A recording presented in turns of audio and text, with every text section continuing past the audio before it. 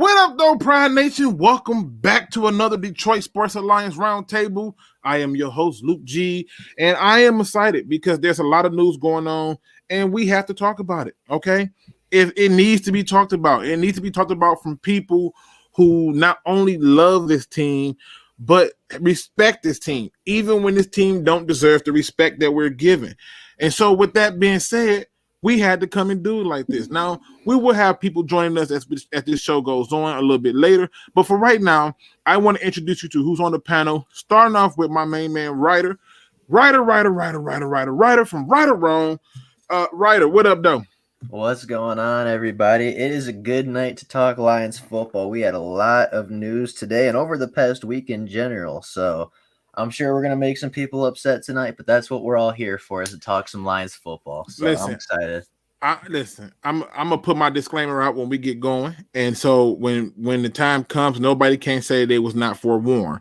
Next up, we have on the panel, Mr. Jim Bordeau from Lions on the Prowl. What up, though, Jim? What's up, everybody, man? I love talking football with my DSA family, and I talk football a lot, 5 days a week. But man, I'm loving this. I see some familiar names in the chat there, so appreciate everybody rocking with us, and we're gonna have a great time talking football. Lots of stuff to get to. Absolutely. Don't take my post down. Listen, let me put my disclaimer out there, people. I've been reading too much media, and I even had a video that was suggested to me from 97.1, the ticket, that one, yep. And I watched it, and I may have got in about 2 minutes, and I said, "Oh hell no!" And I was irritated. So let this be served as a warning that this is your opportunity. My goal is to not rant today. My goal is to not piss anybody off, but be forewarned. You're probably going to get pissed off with what I'm going to say today, okay? Be forewarned. If you come in here and say something that starts off with a blue pill mindset, I am going to call you out on it today. This is one of them days where not only are we going to have fun, we're going to have fun within the truth. Now, with that being said, ladies and gentlemen, we got a lot of people in the chat. I would love to go through and do the name call really quick, but I want to do this and keep this show short and sweet. So we're going to get right into the nuts and bolts of it. Without further ado, the first question is up. Rumor has it that Kenny Galladay turned down $18 to $19 million a year. What are your thoughts on this? And should the Lions still have tagged him anyway, even though he turned down that deal? What say you, Ryder? I mean, it sucks, obviously, that Kenny turned down the deal because Kenny. Hang on. All right, come back to me. My dog's freaking out. Look. The dog is like, I'm mad about it too. Okay, it's okay. Jim, what are your thoughts on this? I mean, what do you think? He turned down $18 to $19 million a year, and do you think they still should have tagged him anyway? No way. Price tag's too big. I think they did the right thing for Kenny, and I think they did the right thing for the organization. They said that's what they were going to do, and I really think that's what they did. I think that this year coming up in free agency is going to be a lot of 1 to 2 year deals. I think there's going to be some sweet deals for teams, and I just don't think that was a good deal for our team. That's just what I think. Okay, let me see if Ryder. I'm trying to go last if I can. Ryder. All right, I got it good. I got it going. All right. Okay. Go ahead, Ryder. What are your thoughts, man? Kenny Galladay turned down $18 or $19 million. There is no way. One, there's no way we could have afforded to franchise Kenny Galladay. It just wasn't feasible. Like, we don't have that kind of cap space. And two, I don't think we should have, because honestly, Tyrell Williams can do pretty much everything Kenny Galladay does. Like, maybe not quite to the extent, but he can do just about everything. He has the same size. He can catch contested footballs, and he runs faster and creates better separation for a cheaper contract. Like, okay. I mean, okay. I love Kenny. I really do. Kenny's one of my favorite players in the NFL, and regardless of where he signs, will still be one of my favorite players, just like Stafford. But realistically, there's no way we should have or could have brought Kenny Galladay back to the Detroit Lions. All right, ladies and gentlemen, just joining us right now is Mr. Easy from the SpeakEZ Podcast. What up, though, bro? What up, though, Luke? What up, though? Hey, you hopped in right at the perfect time because this question going right your way. Apparently, Kenny Galladay turned down 18 to 19 million a year. What are your thoughts on that? The fact that he turned that down, and do you think that the Lions should have said F it and still tagged him? So I actually have some insider information. I know a guy who knows a guy, and Kenny did not want to be here in Detroit. It was, it's part of the reason why that contract was declined, and at that point, you just kind of have to move on from a guy. There's no point in, I guess, investing money in yourself into him, especially that much money. Especially we're headed like a new direction too. So I'm cool with us moving on from what from the things that I've heard. And yeah, it's just the way it is at that point. Now, let me just be a little facetious a little bit because I'm about to go there. You don't even got to have a guy from an inside guy. 18 to 19 million put him in the top 5 highest paid receivers, and he turned it down. And so without me even knowing that you got a guy that's with a guy on side of a guy, it doesn't even make a difference. The reality should be as clear as day, which is Kenny Galladay, the fact that he turned that deal down told me everything I need to know. I am done. And I'm over this idea of trying to force people to be here. If you don't want your butt to be here, don't waste no time taking the paycheck. Do what Kenny Galladay did and turn down the damn contract. Please stop wasting our time. The idea that people still believe that we should have tagged this dude regardless because we could tag and trade, I say to you, you are absolutely nuts. It makes no sense. This whole tag and trade thing, this ain't Madden. This is not a common thing that happens in the NFL. And we have to be able to understand that if you're not going to have people who want to come here and want to play for us, let their ass walk. It's just that simple. Now, I said I wasn't going to rant. I'm going to reel it back a little bit. I guess he reeled it back a lot. Just joined the show. We got just a lot, because I want to go. But we got Andrew joining the show from Real Detroit Lions fans. What's going on, Andrew? Yo, what's going on, guys? What's up, Andrew? Hey, not much, man. Not much. Andrew, you jumped right into it. I'm glad you did, because I was finna go off. I'm sick of it. I'm sick of this. Is this idea that things are just so simple. Like, I didn't even need Easy to tell me that he got a guy who got a guy who got a guy. I got a guy who got a guy who got a guy. And I didn't need none of that. I didn't need Miss Cleo. I didn't need no fortune teller. I didn't need none of that. All I needed to know was, bottom line was, I know that he had a deal. Even if it wasn't at 19 million, I know he had a deal offer at some point. And guess what? He didn't want it. And what that tells me is he didn't want to be here. And I don't blame him. But I also don't blame the Lions for telling him to kick the damn rocks that he deserved with no shoes. What say you, man? Ouch. What say you? What are your thoughts on the fact that he turned down 18 to 19 millions from the Lion, and the people who think that we still should have tagged him because we could have traded him? What do you think about that? Look, I'm happy as shit, because if our new regiment offered him that much, given what we have to do, I think that would be stupid, and that'd be a rough way to start your tenure, because you don't pay a wide receiver that much. I've talked about this before, and you look at the teams that have paid their wide receivers, and after a year or two, they have invested way too much in the wide receiver room, and then other positions of need like cornerback, linebacker, whatever, end up taking a huge hit. And so for me, it's a bullet we dodge. He didn't play at all last season, and that could have been him, kind of, buffing up his injury, saying like, oh, it really is this bad, blah, blah, I can't play. But at the same time, it's like, well, what if it's not and he is injured and whatever? Because that would be even worse.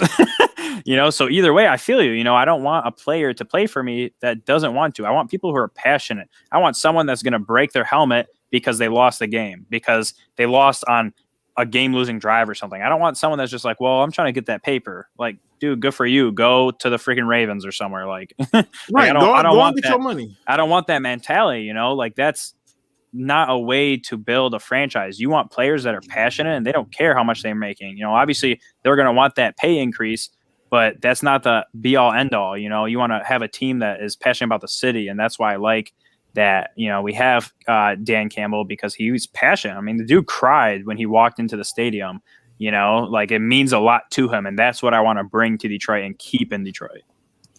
See, and this is the thing I want people to understand. Anybody, you know what? I'm gonna save it. I'm gonna save myself. I'm not gonna do it today. I told myself Let that it go, I Luke. wasn't Somebody hold him back. Man. Let it out. Let it out, Luke. Let it out.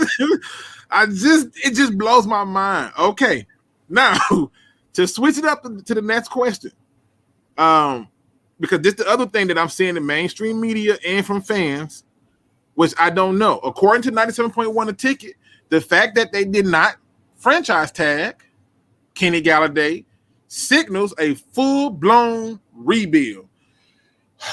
I'm gonna do my best. Lord, walk with me. Okay. We're gonna start this off with you, Jim. Yeah. Does not tagging Kenny Galladay signal a full-out rebuild? I don't think so. I think Matthew Stafford made Kenny Galladay a little bit better than maybe he even is. I'm not trying to diss Kenny Galladay at all, but you know what? I don't think wide receiver is the most important position. I just don't. So I don't see that as a huge rebuild thing. We traded the quarterback. I think that's more of a signal of a rebuild, but we could retool. I don't see this as a long-term thing. We could get this right in 3 years. I don't see that as a rebuild, but we are getting a whole bunch of new players probably, and we're going to get rid of some of the slow old players that we got. Perfect for me. I'm fine. Okay, all right. Listen, I'm hoping one of y'all bring me down a notch. What say you, Andrew? Do does not tagging Kenny Galladay signal a full rebuild? Well, I mean, obviously, when you lose a caliber player like Galladay, that you have to go into a rebuild. There's no other way about it. It's ridiculous, man. I'm trying so hard. I mean, honestly, ridiculous. Like it truly is ridiculous. Like if he was to come out and be like, "Yo, you lost Galladay, you lost Stafford, you lost Sue, you lost Calvin, you lost all of this," like that's one scenario. But yes, we lost Stafford, and we're gonna lose Galladay. But like, dude, even if I don't even care about the offense. Even if our defense improves even the slightest, that alone will win us games because we're not going to have to put up 40 points a game. And to say that losing Galladay is going to make us get the first overall pick is ridiculous because we literally didn't have Galladay all of last season, basically. And we didn't lose that many games with a historically bad defense. So now you add the fact that you have DeAndre Swift and you have Hawkinson. Utilize your friggin' tight end and running back, and you're not going to need a star caliber wide receiver like that. It's dumb. I mean, you see teams like the Eagles get by without it. You see teams like San Fran get by without it, and I'm just talking about their offense, not their defenses. And it's honestly just laughable what some of these guys say. I'm starting to wonder: do mainstream media just say the first thing they can say that's going to piss me off? I feel like they just personally want to say things to get me riled up, and it's working because the level of stupidity that some of these people have just don't add up. But again, we'll say that for another time. Easy. I mean, I know it sounds like a dumb question, but it's just for real. Does not tagging Kenny Galladay signal a full-on rebuild?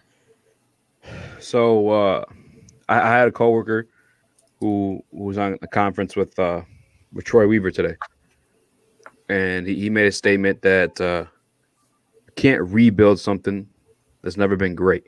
Oh my! Who said it? Who in the hell said that? Who you said Troy that? Weaver. What? Troy Weaver. Oh my God! It's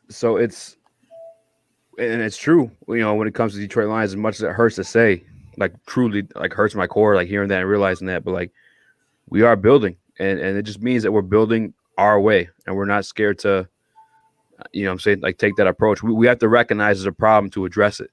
So, I mean, it's we're building something. You know what I'm saying? We're building it our way. I don't think that anyone should have a problem with that. Don't be realistic about it, man. It's a build. It's not a rebuild because we never had anything to rebuild. Oh my God! I think I was on your channel. Easy. We did a roundtable, and that was a question. And I said, "How can it be a rebuild when it was nothing never there? Like we was 9-22-1 in the last 2 years. In the final year, we went 5-11. And I'm like, what are we rebuilding? You're certainly not trying to rebuild that BS that we just went through for 3 years. So what are we rebuilding up to? This blows my mind that Troy Weaver said this because he sees what I see. I can only rebuild what was good. Or, like, for example, like there are some people who go into buildings and they buy them and they renovate them and they sell them and they get their profit, but they cosmetically cover up everything, right? But when you building something up, that means that it was something good and it got destroyed. We was never in that boat. Troy Reavers is, you know what? I'm loving him more and more every day. Thanks. Yeah, me too. Ryder. Apparently, we in a full-on rebuild because we did not tag Kenny Galladay. What say you? You believe that this is a full-on rebuild because we didn't tag Kenny Galladay? Okay, so I think that they're two separate situations, whether we're in a full-on rebuild and whether that's because we didn't sign Kenny Galladay.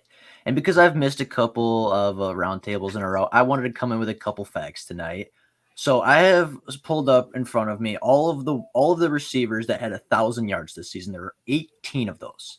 Of those 18 receivers, DeAndre Hopkins' team did not make the playoffs. He was the third leading receiver in the NFL. Calvin Ridley, Darren Waller, DJ Moore, Brandon Cooks, Amari Cooper, Robbie Anderson are all on that list as well. All of them had 1,000-yard season. Pretty good. Top 18 in the NFL as far as receiving yards. None of those guys made the playoffs. A receiver does not make a team great. A wide receiver does not win you football games single-handedly because a football team is not designed to be won by a single player, whether that be the quarterback and especially not by a wide receiver. So are the Lions rebuilding simply because they didn't tag Kenny Galladay? The answer is no. No, they are not. Listen, anybody who believes that we are in a full-on rebuild because we didn't tag Kenny Galladay, you're not even smoking crack. You have a new drug that has yet to be released to the mainstream public. You are on the black market with whatever you're taking. There is no way. There is no way. Like I love what Ryder said. A receiver is not going to help you win games. You know how I know this? Because we had Calvin Johnson before we even got a quarterback. We wasn't winning. We wasn't doing nothing, right? And to think that, oh, well, this right here, this move, yeah, this the one. This one signals a full-on rebuild. It's ridiculous. It's just so ridiculous. And it doesn't even make sense. It's not even necessary. Now, to kind of switch gears a little bit, there was also another person who did not get tagged today, and people are losing their damn minds about, but I'm trying my best to keep cool. I'm going to let it out. I know I ain't going to make it, but I can feel it coming on. We're going to start this off with you, Andrew. Jesus. Should the Lions have tagged Romeo Okwara? I'm gonna get through this. Listen, I already got me something. I got me something to drink. I'm trying to be cool today. I'm calming nerves. Okay. I'm just telling you right now that it took everything in me not to go live before this round table because I was like, I just can't today. Not with this dumb stuff. Andrew, should the Lions have tagged Romeo Okwara? I mean, obviously, when you got to rebuild your defense, not even rebuild, you got to build the defense, you got to build a wide receiver room, you got to do all this. The best thing to do is invest $20 million in a defensive end that got 10 sacks. That's obviously what you do. I mean, I don't know what fans want sometimes because I'm like, yo, you guys just want to keep everyone and you want to sign everyone and you want to draft everyone. Like, you can't. Okay, that's the game. Like, dude, I get it. He had a good season. Everyone in Detroit loves him. I love Romeo, but bro, I'm not about to invest top dollar in a defensive end that's had an all right season. You know what I'm saying? He's not getting if that was look, if I'm gonna invest that much money, I would have went out and got JJ Watt, right? Right. It got 2 years, not one. I got at least 2, but that's another story. This is your time event. My bad. Right. I'm sorry. So, you know what I'm saying? Dude, and we have his younger brother who came out of college way more stouted than he did. If anything, Julian could be the new Romeo. You know what I'm saying? So I'm really not worried at all about losing him. And I think fans are just like, well, he's produced. We have to keep him. How can you let him go? And I'm like, dude, it's not that serious. So Yeah, I mean, I'm fine with it. I didn't even want to spend $10 million on him. So the fact that people were thinking we were franchise tagging him, that didn't even cross my mind. listen, you beat me to the punch. When I saw, I'm like, people was like, I can't believe we didn't franchise tag. I'm like, wait a minute, y'all thought of that as an option? It was gonna be like $15 million to franchise tag this dude who had one good season in his whole damn career on a really bad defense. Like, as much as I respect what he did, I'm not franchise tagging him. If you want to be here, I'll give you a fair offer. You either take it. But I remember we had a conversation when somebody was like, yeah, we can give him like $10 million. I was like, $10 million? He not, man, that dude trying to get paid. And I'm not the one to pay him. So it's simply put, he go and test the market out. We get him for like $10 million a season. I'll be shocked. But if I'm talking about giving him 1 year at $15 million after he had his best season ever, no, hell no. That's such a like bad decision in so many ways, and I feel like that's those fans that always are unhappy with the fan base are the fans that are like, "Yo, you should have franchise tag him," but then we don't, and they're like, "How the hell could you do that?" And then if we did, it's like, "Why would you franchise tag him when he didn't do shit?" It's like, what? Like, what are you saying right now? You know, you can't be mad and then sad and all this, like, all emotions. Like, yo, this is a business. Maybe we should have franchise tagged him and traded him, because you know that's like the hot thing these days. You franchise tag him and you trade him. Everybody wants to trade with you. Just fucking. I'm good. Easy. Should the Lions have? I'm trying so hard, man. Should the Lions have tagged Romeo Okwara? Hell no. No. Hell to the no. I get the allure because, like you said, I'm saying he was the one bright spot on a bad defense, but exactly just like 15 mil, he didn't get 15 sacks. Like, nah, man, I'm good. I understand he's young and like maybe possibility of being a building block, but the situation that we're in right now, as cap strapped as we are, it's just not the right move. It's nothing about this says rebuild to me. Nothing about it says rebuild. Nothing about this says we should tag him. 15 million people for one season. 15 million. You know who we did that with? Ziggy Ansah. You know what he did? Nothing. Not a goddamn thing. I'm just saying. Jim, what say you? Should the Lions have tagged Romeo Okwara? No way. No, because I think that tagging anyone this year, in my opinion, is a waste of money, because I think I think the free agent market is going to be a lot different this year because of COVID, because of the salary cap being lower, because a lot of teams are going to be cutting a lot of players. And I think that there's going to be a buyer's market this time. I think we're going to get shorter term deals. And I also think we're going to have a little bit lower prices. I don't think people are going to get what they think they're going to get in free agency. Unless some team goes crazy with a lot of cap room, that's fine. But I don't see the majority of them. It's supply and demand, like in everything else. There's going to be a lot of players out there that are pretty good for a lesser price this year. I mean, and Funky says, I've been screaming retool until today. I still am screaming. Have I changed my thing? No. This is a renovation. It's a retool. This is not a rebuild, people. There was never nothing to rebuild from. We are retooling something to build towards something. And so in order to do that, you can't go out here just franchise tagging people and being like, I'm going to hand this out. That's money.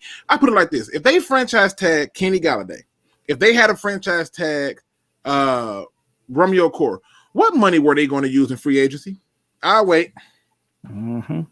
Ain't that much. Hook Cam? Hook Cam's in the building. I mean, what's going on, Cam? Me and Cam been doing some film stuff. We did our first one together on Twitch on his channel with some offensive linemen. Darashaw, maybe we got to watch more film on him, but the game that we reviewed, unimpressed. Unimpressed. You're going to not want to miss that. It'll be coming out real soon, so make sure you check it out. But what say you, Writer? I mean, should the Lions have tagged him?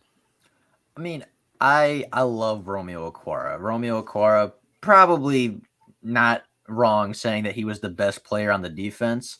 I mean, he finished this season top 10 in sacks, which is pretty good. But Romeo Okwara is an above-average pass rusher. He had an above-average season, and he's asking for elite money. Those two things do not correlate. You don't get elite money for being above average for one season unless, maybe you're Chase Daniel or something. But like, the value's not there. Like, I love Romeo. I'd love to keep him around for the right price, but I'm also not going to be blind and biased and say, yeah, pay the man $15 million a year for his first productive season in 5 years. Like, it wouldn't make sense for the Detroit Lions financially. It just wouldn't. I mean, listen, I'm just going to toss this next question out there. Anybody feel free to jump in on this one. Are any of y'all shocked that we didn't franchise tag anybody? Is anybody shocked? Like, no, Easy. I know Easy because I feel like Easy purposely just wanted to get me right. Easy, are you shocked we didn't franchise tag nobody? No, I'm not. I don't think no fan should be shocked we didn't franchise tag nobody. I told y'all that the only splash are you going to see are a collection of guys. There's not going to, and I know Easy like do the splash. Psh, it's not going to be no big splash like that. It's going to be a collection of guys, and it should be. But I don't think anybody should be shocked that nobody got tagged. Anything that you tag takes a lot of money away from you, and it causes you to release other people. So I just wanted to put it out there. Everybody's in agreement. Nobody's shocked. But now we got to go to this BS right here. Okay. This is where I probably lose it. Kevin Pryor from ESPN, whatever his damn name is, he made a tweet after he retweeted a tweet about Kenny Galladay not getting franchise tag that said that we should be the favorite for the first overall pick in 2022. We should be the favorite for the first overall pick in 2022. So it got me to thinking. I'm going to ask the people on the panel. Start off with you, Easy. Do you agree with Mr. Kevin from ESPN? Should we be the favorite for the first overall pick in 2022? No, I wouldn't say favorite. I can see how he would like. I could see how anyone can almost make anything make sense, other than all due respect, Luke. I love you. The 8-8 thing, but I can see him making sense of like us being number one, but I just don't think that's the case. For some reason, I just have faith in the leadership with Dan Campbell, which I could be completely wrong. Like, nobody knows exactly for sure what this team's going to do, what we're going to be, the philosophy of our GM. Like, we don't know any of that. We haven't seen any of that stuff in action yet, other than like with the Stafford trade, which is something he kind of, brought along. So I don't agree with him, no, but I can see him convincing himself, or I can see like, I guess, a case being built for it. Yeah. Thanks, man. Shout out to Tom Grassi. Shout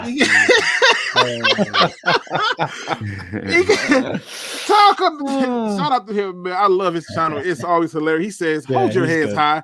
You'll always be better than the Packers in terms of high draft picks. I mean, really? Man. Thanks, man. Appreciate the words of wisdom. Thank you so much. What say you, writer? I mean, do you agree with ESPN's Kevin Pryor, whatever how you pronounce his name, that the Lions are the favorite to have the first overall pick in 2022? Now, mind you, he did this after they announced that they're not franchise tagging Kenny Galladay. This guy should probably not have a job by tomorrow, but that's besides the point. Facts. That's just my opinion. But to say we're the favorite to get the number one overall pick just doesn't make sense, because I'm like, our schedule genuinely, like, it's a tough schedule for sure, but there's definitely winnable games on here. I'll give you right now, we should beat Philadelphia. We should easily beat Cincinnati. We should beat Atlanta. We're probably going to beat the Bears at least once. That's 4 right there. That's not going to get you a number one overall pick. Then, I mean, you have divisional games, which are always a toss-up. I mean, and obviously it's football. Anything can happen in football. And, I mean, if you look at the team, like, as much as people are going to say, oh, we don't have any talent, we don't have anything here to build around, that's not true. The Lions do have some talent here, and just because Matt Patricia was probably the most incapable coach of the NFL, and even with Matt Patricia being like the worst coach in the NFL, the Lions still got 5 wins. Like, under Dan Campbell, even in his first year, we're going to see improvement. Like, I can guarantee you the Lions will be better this year, and I can guarantee you they will not lose enough games to get you the number 1 overall pick. Now, will they be Super Bowl playoff contenders? Probably not, but I can guarantee you we will not be the number 1 overall pick next season. Okay. What say you, Andrew? What do you think? You think that Kevin gonna be right from ESPN that we're the overwhelming favorite for the first overall pick in the 2022 draft? Man, this dude. Okay, go ahead. I'm good. Did you forget that Houston exists? Listen, I'm trying to figure this out. Like, what happened to the Jacksonville Jets? You know what? I'm gonna be quiet. Go ahead, Andrew. The floor is yours. Look, I'm not putting my fucking money on that bet. Like, like when I hear stuff like this, I'm like, what you guys said was exactly what I was gonna say. Like, did we forget about Jacksonville? Did we forget about the Jets? Did we forget about Houston? Like, how in God's name do you think that those teams are going to do better than us? Houston might just because of Deshaun Watson and their offense, but like, you lost JJ Watt, your freaking GM is a clown, like all this stuff, and I'm just like, there's not a chance we could possibly be worse as a team. We might have a similar record that we did this past year just because, new team as a whole. Like, I mean, Jesus, new quarterback, new head coach, new coaching, new everything. But to say that we're going to have the first overall pick is ridiculous. We haven't had it since we drafted Stafford, right? So it's like, yeah. So it's like, where do you think like this is coming from? You know what I'm saying? Like, even when Stafford was hurt all year, we didn't freaking have the first overall pick. Can I ask a quick question really quickly? Go ahead. So did any one of you happen to see the Philadelphia Eagles' new head coach and what he did during his opening press conference? I did. It was god awful. Because my man said they're going to run a system that is easy to learn but complicated to view. Yeah. I mean, in the first 10 minutes of being a head coach, contradicted himself like 3 times and doesn't even know what he's talking about. Like, if we're worse than the Philadelphia Eagles, I couldn't tell you. This man basically was like, we're going to make it really easy for our players to learn, but it's going to be so hard for other teams to figure out what we're doing. And I was like, bro, and y'all are making fun of Dan Campbell for saying we're gonna bite kneecaps. Bro, at least Dan Campbell knows what he's trying to do. Right, bro. Listen. This is how. Listen, okay. When I saw this tweet, I lost my damn mind. I'm gonna tell you why. I lost my mind because I don't remember seeing a tweet or hearing anybody say we are going to be the overwhelming favorite when Calvin Johnson retired.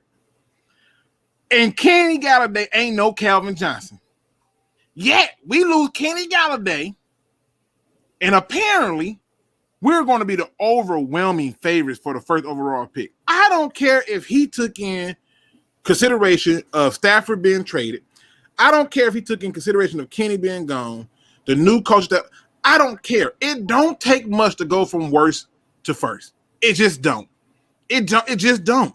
I have seen it happen too many times. The Bears have done it. The Rams have done it. The Packers have done it. It don't take much to swing it around with good coaching. The one thing that they don't understand is to put us in that realm of saying we should be the favorite when you don't know what the hell this team is going to be. You don't know what we're running on defense. You don't know who we play when we play them. The key word is when we play them, right? You don't know none of that.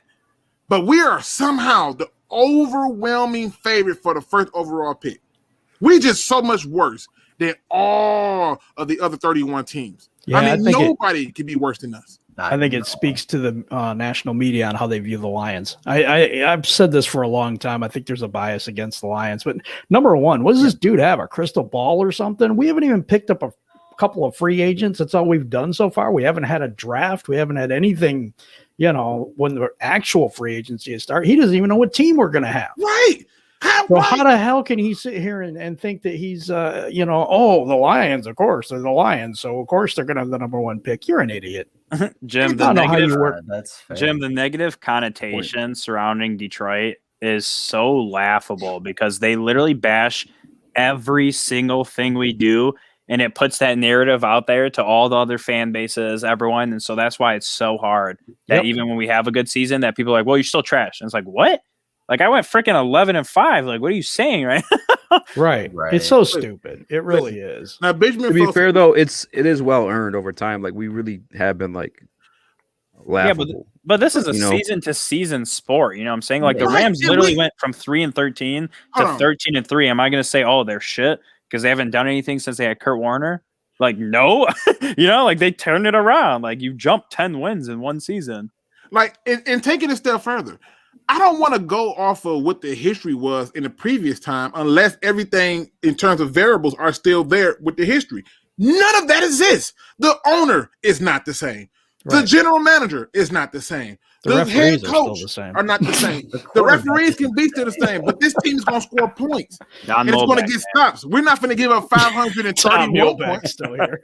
until Don Mulbeck is gone, bro. I'm just kidding. I'm just saying, like, I'm just saying, to sit there and say we're going to be the overwhelming favorite when we haven't even completed our offseason, how?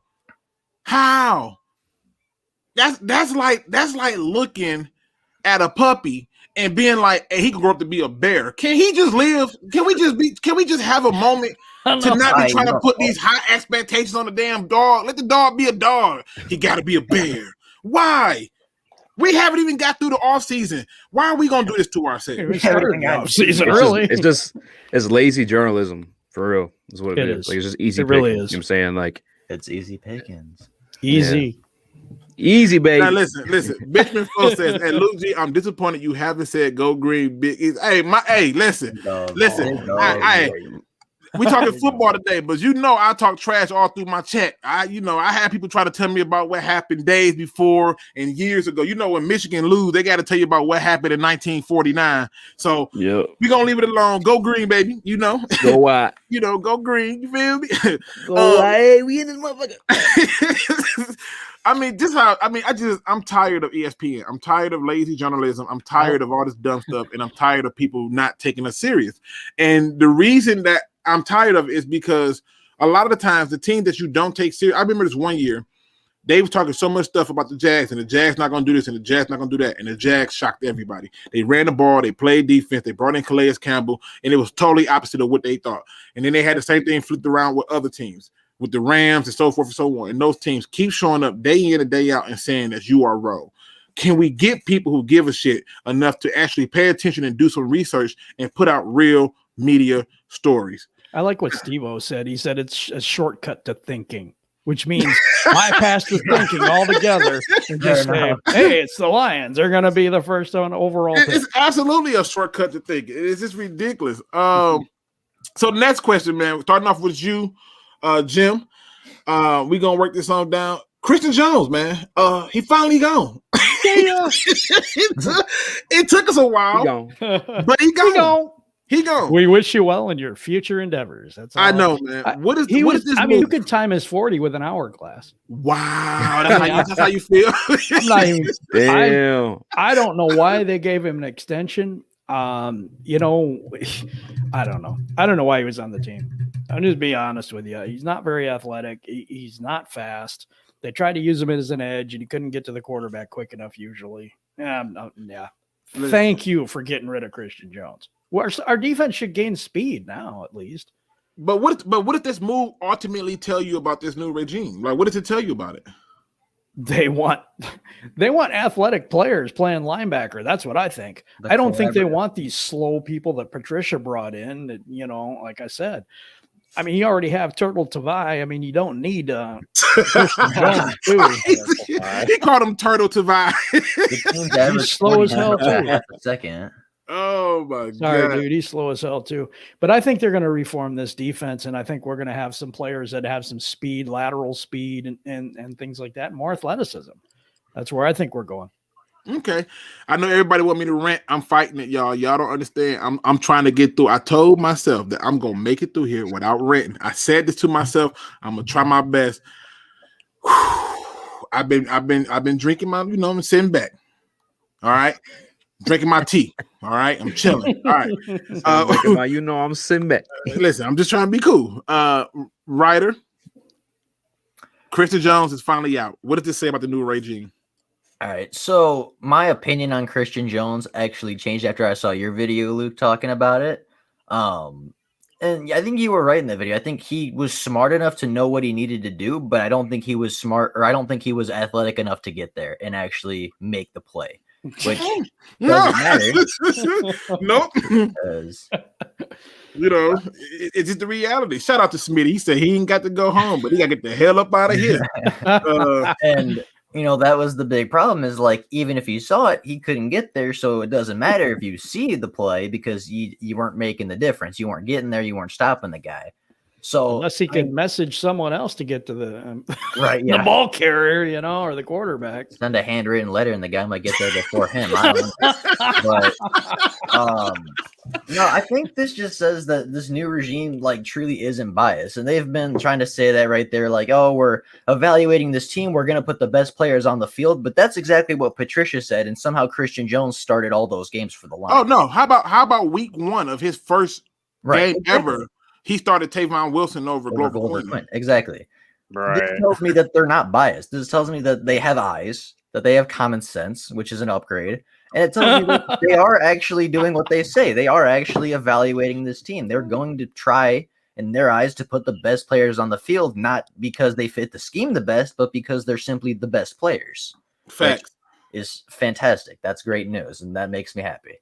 Well, the Hood Cam says breaking linebackers need to be athletic. Someone tell Matty P.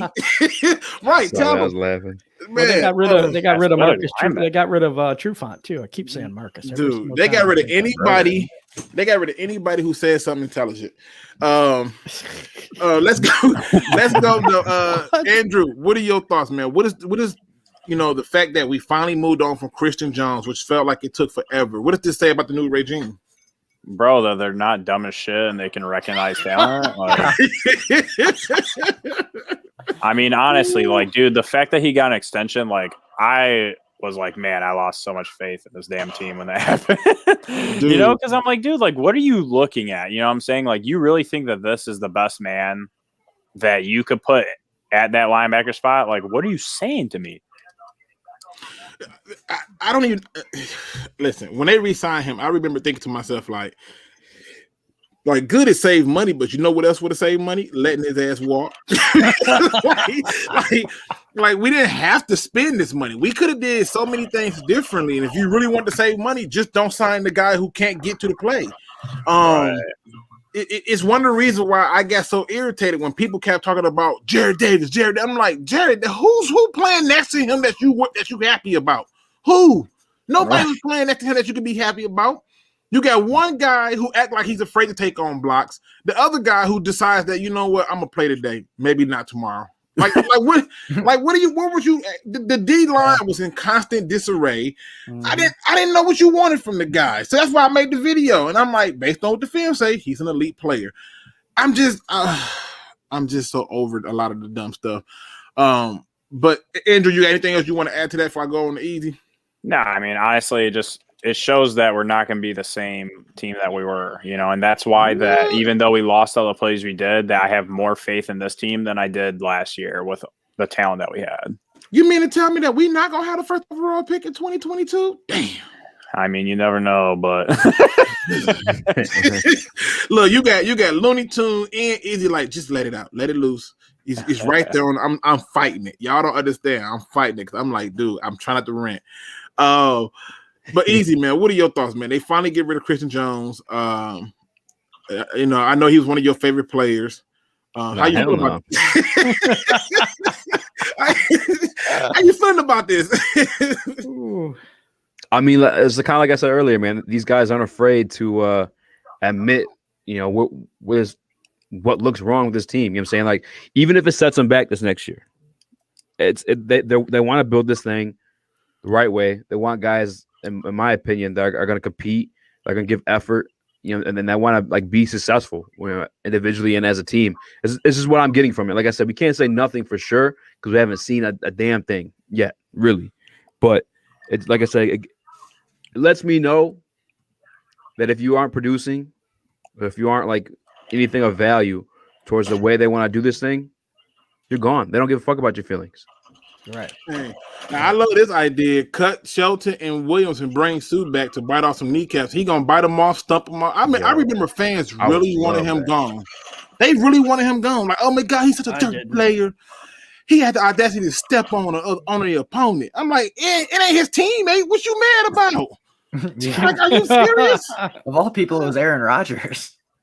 I don't understand it. I don't understand it wasn't Aaron Rodgers, actually. It was an offensive lineman. It was offensive lineman. Yeah, he just Rodgers too.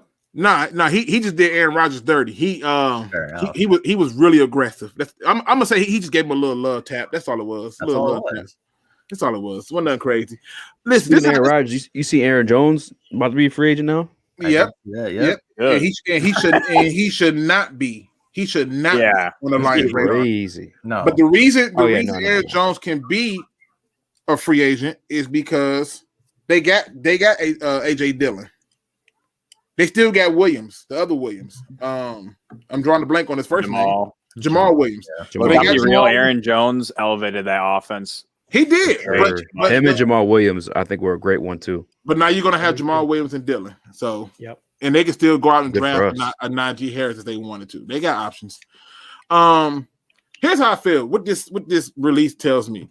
What this release tells me is not only do the Detroit Lions new brass understand that in order for you to compete in this league, let alone your division, you got to have people who not only can make plays, but have the ability to get there to make it. And when they went back and watched the film, they said to themselves, we don't have a spot for you. You know why we don't have a spot for you? Because you are about as meh as freaking like unsalted butter. It's terrible, right? And at the end of the day, you need to get people who can play. It also tells me that we're bringing Jared Davis back. He's going to be one of their big targets in free agency. They're trying to bring their guys back who got athleticism.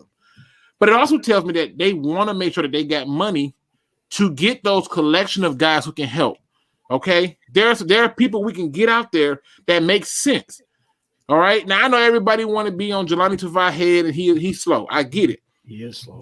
But they keep putting him in bad positions to show his slowness. Sometimes you got to put him in the inside. Yeah, that's very true. If you go and watch the Seattle Seahawks, KJ Wright might be the slowest linebacker on that whole team. They don't always have him lining up in position to look stupid. They give him in best position. Since that's all I'm pointing out, let's give him some room. Yep. Let's go on to that next question, man. We finna knock these all out because not only did they cut Christian Jones, they restructured Jamie Collins's contract. And now it got me to thinking, how should the Lions handle Coleman, Flower, and Big V's contract? What say you, Writer? All right, so I put out a mock draft today on my channel, and actually, unintentionally, I think I answered this question. So as far as Justin Coleman in my mock draft, I had us selecting Shaun Wade, I believe, on day 3. Now, people are going to hate on Shaun Wade because he didn't play very good last year on the boundary for Ohio State. But you put that boy in the slot, he will do some work for your football team. Trust me. Shaun Wade is pretty good in the slot. He is a very, very good cornerback as a slot cornerback or a nickel defender. You draft him late day 2, early day 3. That's an easy, cheap replacement for Justin Coleman. You cut Justin Coleman on June 1st, save that $9 million. There's a pass rusher. There's an edge rusher, Jalen Phillips out of Miami. Reminds me actually quite a bit of Trey Flowers. A lot of really good effort. I mean, high motor guy. Easily replace him. Cheaper deal, cut Trey Flowers or trade him, whatever you want to do. And then Big V, I mean, you could just set him on the bench again. But, like, the Lions can realistically find replacement players for most of those guys without, having to, I guess, depend on them for a whole nother season. Like, they can realistically find replacements as soon as this draft class and get those contracts off the books like that. I'm picking up what you're putting down. I think Scott kind of jumped in and took my thunder, but in my opinion, you have to make Coleman a June 1st cut. That's $9 million. That's almost $10 million you get for doing that, right? Yeah. And then you gotta. Unfortunately, you gotta restructure Flowers, but I think you gotta give him a chance to earn his money this year. If he don't get past 8 games, when you walk into you go to the room and you say, "Hey, Trey, we love what you're doing in the community. We love how you embrace being a Lion. But we're gonna need you to embrace giving me some of my money back because when I paid for you, I was expecting to get this and I got that, and I really didn't want that. I needed this, so I'm gonna need you to give me some of that money back because that's how it should be. In the case of Big V, I don't know if you can do anything with his contract. Yeah, you can. I I don't know if you can do anything. I really think you are in between a rock and a hard place. You ain't gonna be able to do nothing until after the end of the season, and then at that point we'll figure it out. But what say you, Andrew? What do you think the Lions should do with Coleman's, Flowers, and Big V's contract? I mean, try and take as much off the books as you can. See, I don't think they're going to be able to with his contract because of how it's structured, and I feel like it's going to put us in a deficit that we just got out of. So, It's possible. If it's possible, but you just. So, what about the other people's contract? What about Coleman? Yeah, I mean, dude, trade them for whatever you can, do whatever you can, because at the end of the day, like, we have a lot that we need to get done, and so I just don't want to see us make the same mistakes and just eat the contract or not get anything for them or, anything. Like, I need to see something happen. Okay. Shout out to Numbers J. He in the building. He says my B-Day always it's supposed to say my bad. I don't know what that would be. My B-Day always getting people birthday, maybe? Yeah, cut to save money. But happy birthday if it's your birthday, man. Shout out to you. What say you, Jim? I mean, how should the Lions go about handling Coleman, Flowers, and Big V's contract? So Coleman's going to be an after June 1st cut. You can take two players and you can cut them right now and designate them as an after June 1st cut. So that allows us to spread the dead cap. I think he has $6 million on the dead cap, so that's what I would do there. Big V's, that one's a tough one. It's next to impossible to restructure. He cost us like $14.6 million if we cut him even by June 1st. I would go restructure there with Big V, and then Flowers. I'd like him to restructure, and I would try to work towards that. But I think he actually could help us in the maybe even moving him into a 3 technique if we're going to go the 4-3. But if we're doing that 3-3-5 like they say, I don't know. I don't know. Yeah, I don't think we would do a 3-3-5 as a base defense. I just don't see that being valuable, especially when you just look in our division alone and have a 3-3-5, which means you need to have dogs up front. Yeah, that's what I've heard. And we got to contend with some running backs. I don't see that being our base defense. I just don't. I could be wrong. We'll see. We'll say you, Easy. We'll say you. How should they go about handling Coleman, Flowers, and Big V's contract? I haven't looked at the numbers and how they affect us this year. I mean, hey, like I said before, like do what you got to do. You got to recognize the problem in order to take care of it. So if the money is an issue, due to the performance. Now I think Coleman is someone who, in the right scheme, can be productive and be good. But I mean, it's really just. I have nothing specific, honestly, guys, because I'm not familiar with the numbers and how they affect us this year.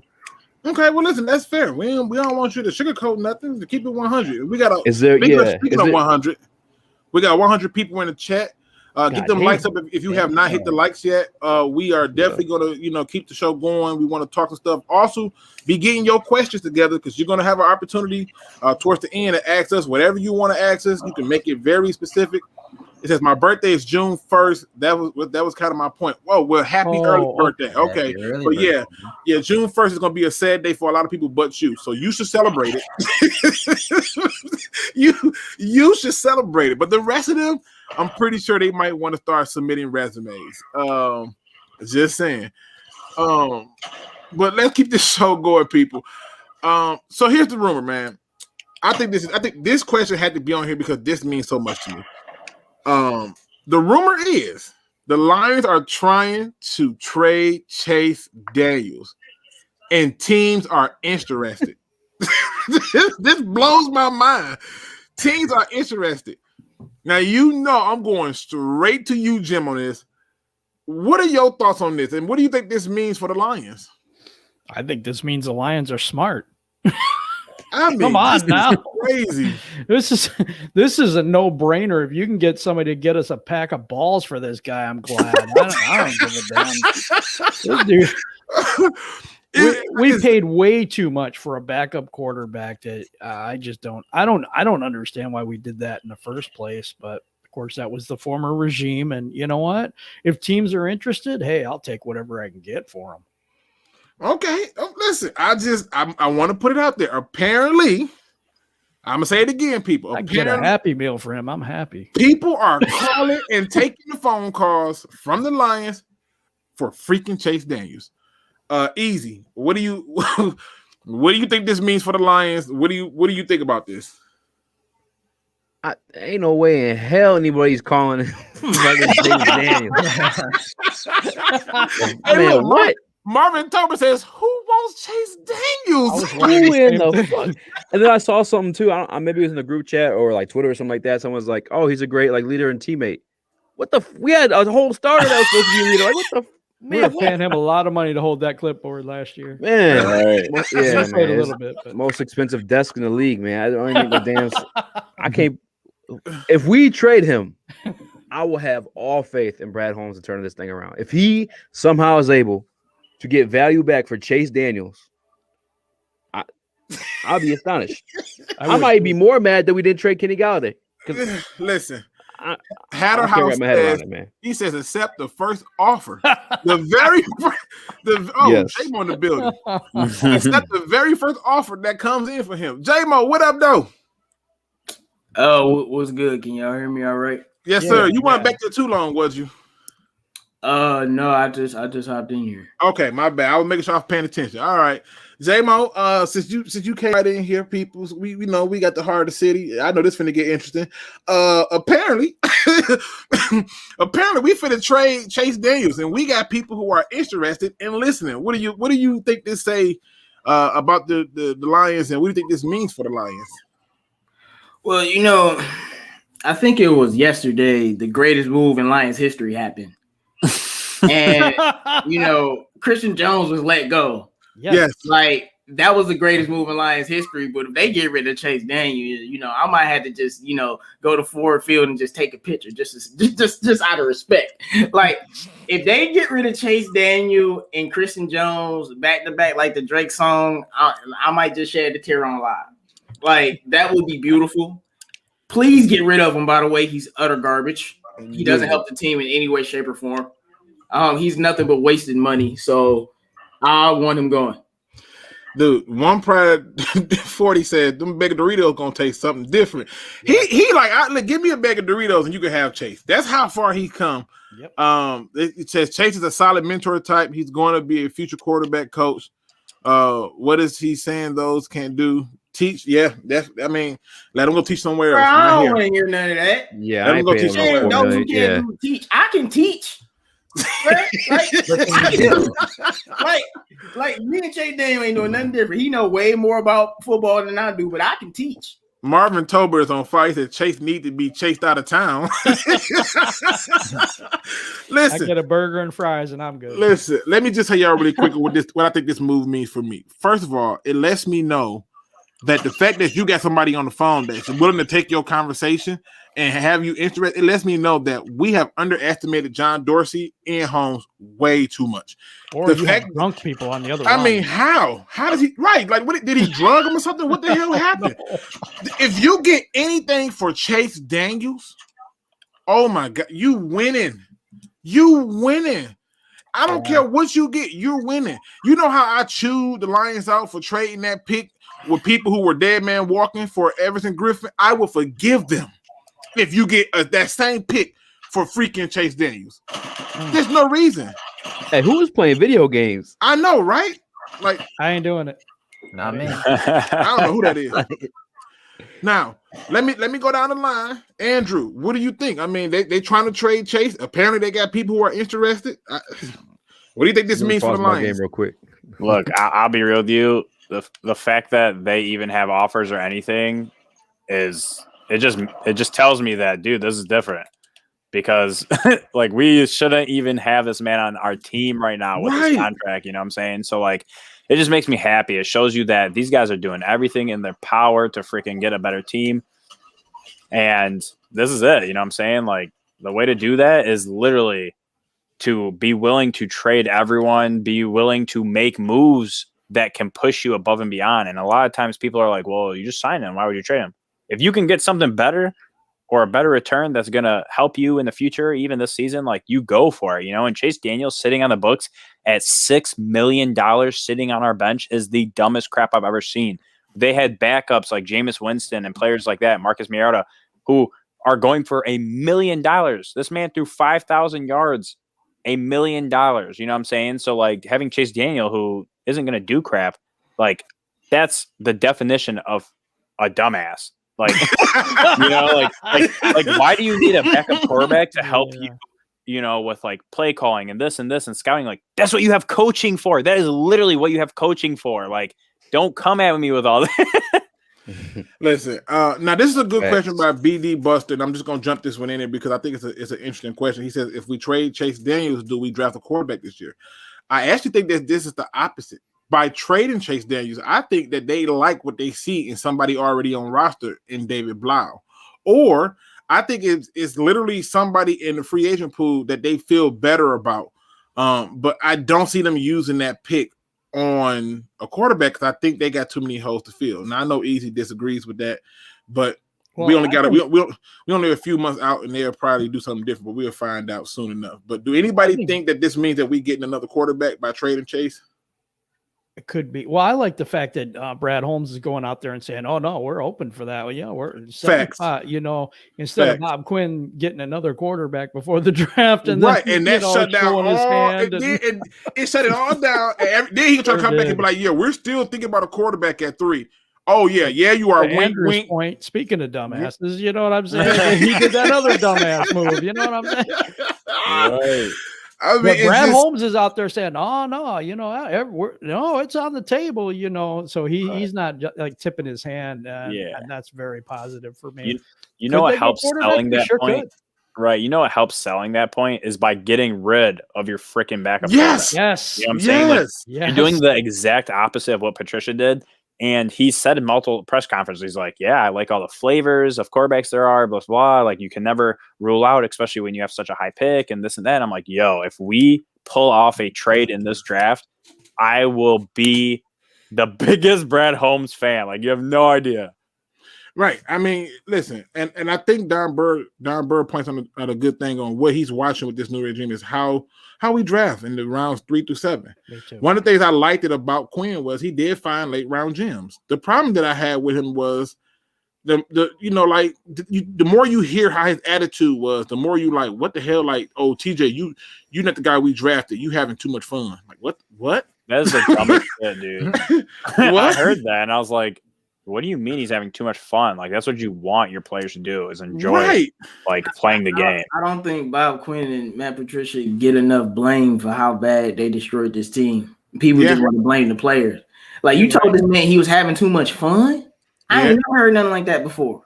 Dude, basically made it seem like he made a mistake for drafting him because he having too much fun. Like, I shouldn't have drafted a Pro Bowler because you look too good out there. You look too happy.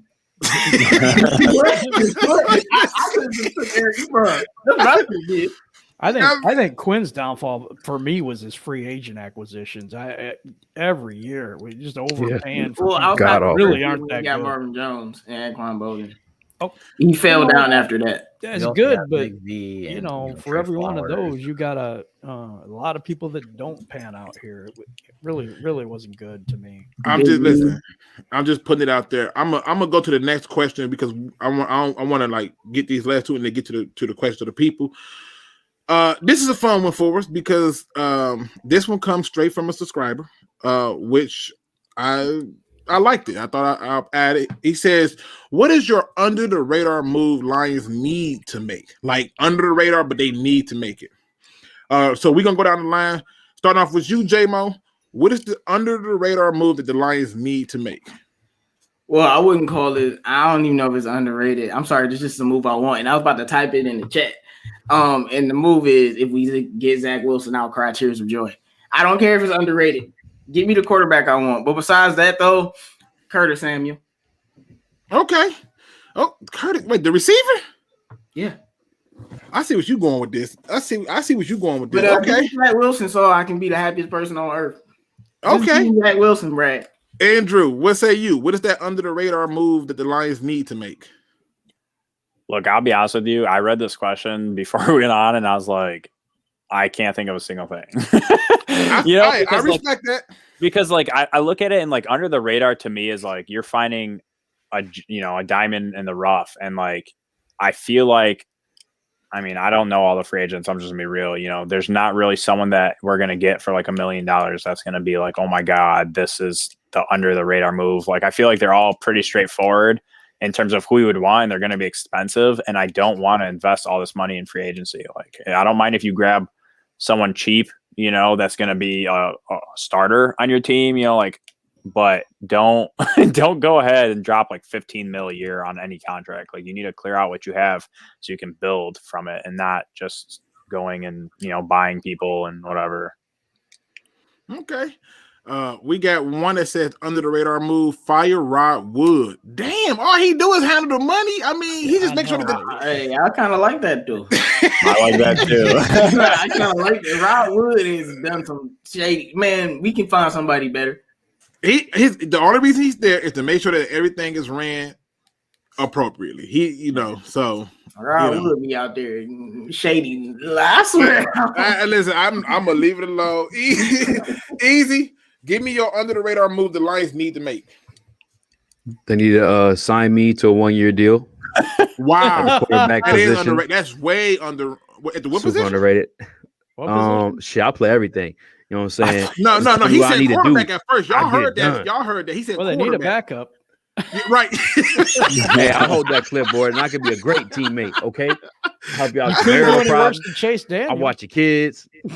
He says, "I hope that clipboard." Hey, look at that beauty. Look at that. Y'all see that? Look at that, Lance and Spartan. That looks nice. Look at that. Go green, go white, baby. He says, "I said it last year and was clearly wrong, but he should be 7 cheaper now." Patrick Peterson. Oh yeah, he gonna come dirt cheap. Veteran locker room presence and someone to guide Okuda. I want to see a cornerback help Okuda. That is an under the radar move. If you think about it. He actually took what I was actually going to say is that's what I think we need is a veteran locker room presence.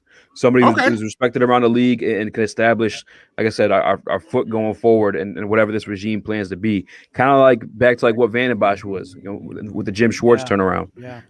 We need somebody as a leader, and again, like just to help, I guess, set the tone of what we're going to be. You know what I'm saying? For all these, because we're going to have a lot of new pieces and a lot of young guys coming in these next couple of years, and we need someone to set that tone for what this franchise is going to be in the direction that we want to go.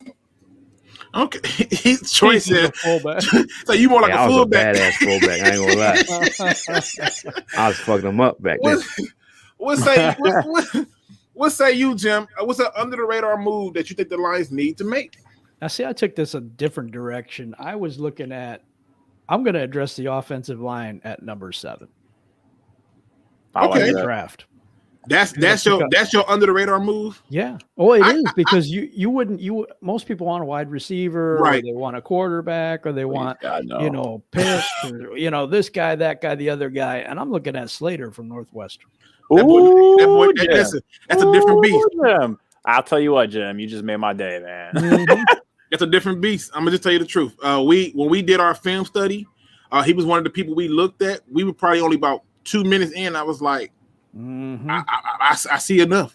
Yep. I see enough. I mean, so that is an under radar move. I can respect what you're saying because I think the average person want a receiver or some type of linebacker or a quarterback. Yeah. So it's one of those two. But I can see that. Ryder, what do you think, man? What is an under the radar move that the Lions need to make? Y'all gonna be shocked at mine, but it's gonna make sense when I break it down to you. So my favorite free agent, I think, is Eric Wilson, the linebacker out of Minnesota. And I swear he's the greatest linebacker you've never, ever heard of. Eric Wilson or Eric Kendricks? Man, no, he's better than Eric Kendricks. Okay, so I just want to make sure. Out of Minnesota. Eric Wilson. Eric Wilson. Okay. What number is Eric Wilson? 50.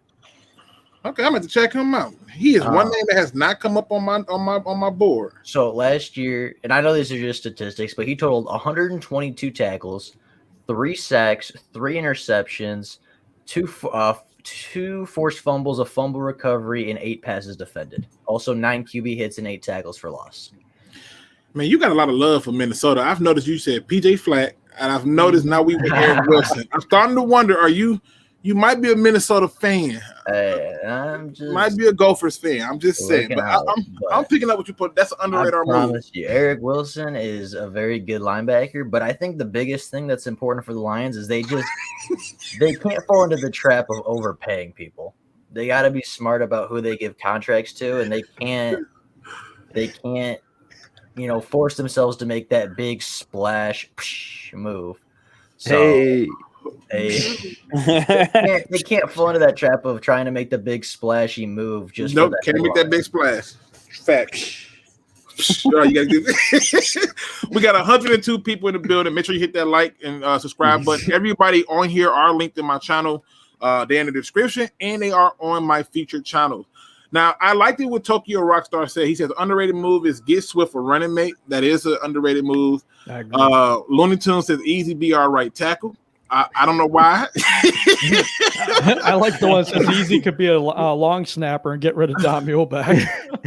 I'm just saying, and I'm just saying. Dr. Detroit said I like the way Jim is thinking Slater. When I said I wanted an offensive lineman, I got told a new a-hole, Dr. Detroit. I started to wonder what's going on here. Not by me. Now, here's the underrated move that the Lions should make. And the reason I think that this is an underrated move is because not only do I think they can make the move, I think they can do it cheaply, and it makes sense for the Detroit Lions. The Detroit Lions need to call up the Los Angeles Rams and make a trade for Taylor Rapp. Now, why would I say this? Taylor Rapp is going into his third year. He got placed on IR last year. And even in those short period of time where he's only started 15 games in those first 2 seasons, he still unmasked 4 interceptions, right? And y'all know I want me a ball hawk so bad, right? But imagine what it would cost right now to take a player who's coming off an injury, maybe a 5th-round pick at best. Who are we getting in the 5th round better than the safety like Taylor Rapp? Nobody. Jason Huntley. J-Mo still mad about that. Like, you took a bro, I'm good. I'm like, it's about here a kick returner. I don't care about no kick returner. I'm like, okay, never mind then. You don't take a running back in the second, then hey, J-Mo, it's okay. No, it's not. I got it. But if you go out and you get Taylor Rapp, what you are doing is literally essentially getting younger. You're getting a cheap asset for a cheap pick that's not only going to be here for just 5 games. Okay, here's looking at you, Everson Griffin, right? He's going to be here. He's going to be here a little bit longer than that, and you get a chance to have first dibs at a talent that I think it was grossly underutilized over there on the Rams. That to me is an underrated pick. The other pick is this. This is going to be one of the hard ones, but I know people's not going to like this. You have to go out there and you got to sign 2 former Titans. 1, Corey Davis, and 2, Jayon Brown. Not some people are going to say those are big splashes, but it's not. It's really not. And it's not going to cost you nowhere near what it would be if we got the linebacker from Buffalo. I'm drawing a blank on his name. Y'all know who I'm talking about. Milano. So we can win in those things. To me, those are underrated moves that I will 100% take and I will be happy about. So let's switch it up, switch gears, go to the next question. This is the last question before we go to y'all questions. So get y'all questions ready. So apparently the media has made it a absolute issue and made it their personal business by saying that the Lions have the biggest issue of all time on their entire team, away from all other positions, our linebacker. All right. Okay. Starting off with you, Andrew. Mm-hmm. Do you think the media is right? Do you think they're right that the Lions quarterback situation is as bad as the media is making it out to be? You said cornerback or linebacker? The linebackers. Look, I'll tell you what. We have the worst linebacker core I have ever seen. Like, it is so freaking bad. How, in God's name, can you look at the players in our division and think, you know what? I'm going to get linebackers that cannot cover the freaking pass game. Like, please, Jelani Tavai is not a starting caliber linebacker. Jamie Collins, he could be maybe like he's when he wants to be. Yeah, when he wants to be. Yeah, he's very inconsistent, but like he has flashes. And then, I mean, Davis technically isn't even under contract, So who does that really leave us with? You have Jalen Reeves-Maybin. Like, I like him, but he's not a starting caliber linebacker. He's also not under contract. Oh, okay. I didn't even know that. But to me, I mean, like, even if we had all those guys under contract, our linebacker core is still among the worst in the league. You know, we don't have the speed. We don't have all around guys, you know, like none of these guys are even really good at one thing. Like, I wouldn't say like, oh, Tavai, you are very good at this. Jamie Collins, you are very good at this. It's just they're hit or miss. They're inconsistent. Their reads are slow. Their reaction time is slow. They are slow. And I hate it. You know, like we're going up against Dalvin Cook, Aaron Jones, you know, Montgomery. You have Allen Robinson that's going to be in the middle. You have Devontae Adams. You have Justin Jefferson, Adam Thielen. Like, bro, these linebackers are trash. Like, you can't do anything for my team. Like, it is the weakest point on our team, and that's why it needs to be addressed now. Okay, I'm of the full belief that if you have good linebackers, you'll have a good team. You know, on defense, you know, you look at teams like, let's just use the Panthers for instance. You know, they had literally Luke Kuechly, and the rest of their front seven and team wasn't that great. Thomas Davis was hurt. You know, their D line was all right. Didn't they have Thomas Davis next to him? Yeah, but he was hurt for a little bit. You know what I'm saying? So like, but that even proves my point, right? You have good linebackers, helps your defense out. You know, they made Josh Norman. Josh Norman was shit after he left the Panthers. You know, their D line was all right. They did have some guys that, you know, were good, whatever. But like those linebackers made their team so much better. You look at the 49ers when they had Patrick Willis and all those guys. They were the most dominant defense in the league at that time. You know, and it makes your team so much better. And to look at our linebacker core and just see how pathetic it is. It just shows you why teams are scoring 40 points on us every freaking week, because the linebackers are the most important. They're not only stopping the run, but they're also trying to stop the pass. And there's not really any other position on the team that does that. And so it's important to get those guys and have solid starters that understand the game and can play at a fast level. Well, Ghost Gunner says Jimmy Collins is very good at freelancing. Where? What Jamie Collins did you watch? Right. J-Mo, what are your thoughts, man? Is the linebacker situation for the Lions as bad as the media is making it out to be? I'm pretty sure everybody knows my thoughts. You know, I remember way back in the day, way before I was born, you know, the Pistons drafted somebody named Isaiah. You know, I like that name. Anyway. Remember before you were born? Go ahead, man. I'll hear you. Anyway, you know, Isaiah's a nice name, you know. But now we need linebackers. And they're terrible. They're just like Andrew said, they're garbage. I've been telling y'all this. I've been screaming about this mid-season, preseason, during the season, after the season, a year before the season. I've been talking about the linebackers since we drafted Jared Davis, and I haven't been happy since from there till now. And it's something that isn't fixed. And I mean, I'm pretty sure the media is just looking at all our takes and looking at the videos and stuff. But I'm actually like really, really concerned because we probably think that our linebackers can't get worse than last year. And unless we get some new players in and like re-sign Jared Davis and things like that, it ain't looking too good. We had Christian Jones. Like I said, the miracle of the century was getting rid of him. But like Jamie Collins survived Jared Davis. Like, help me.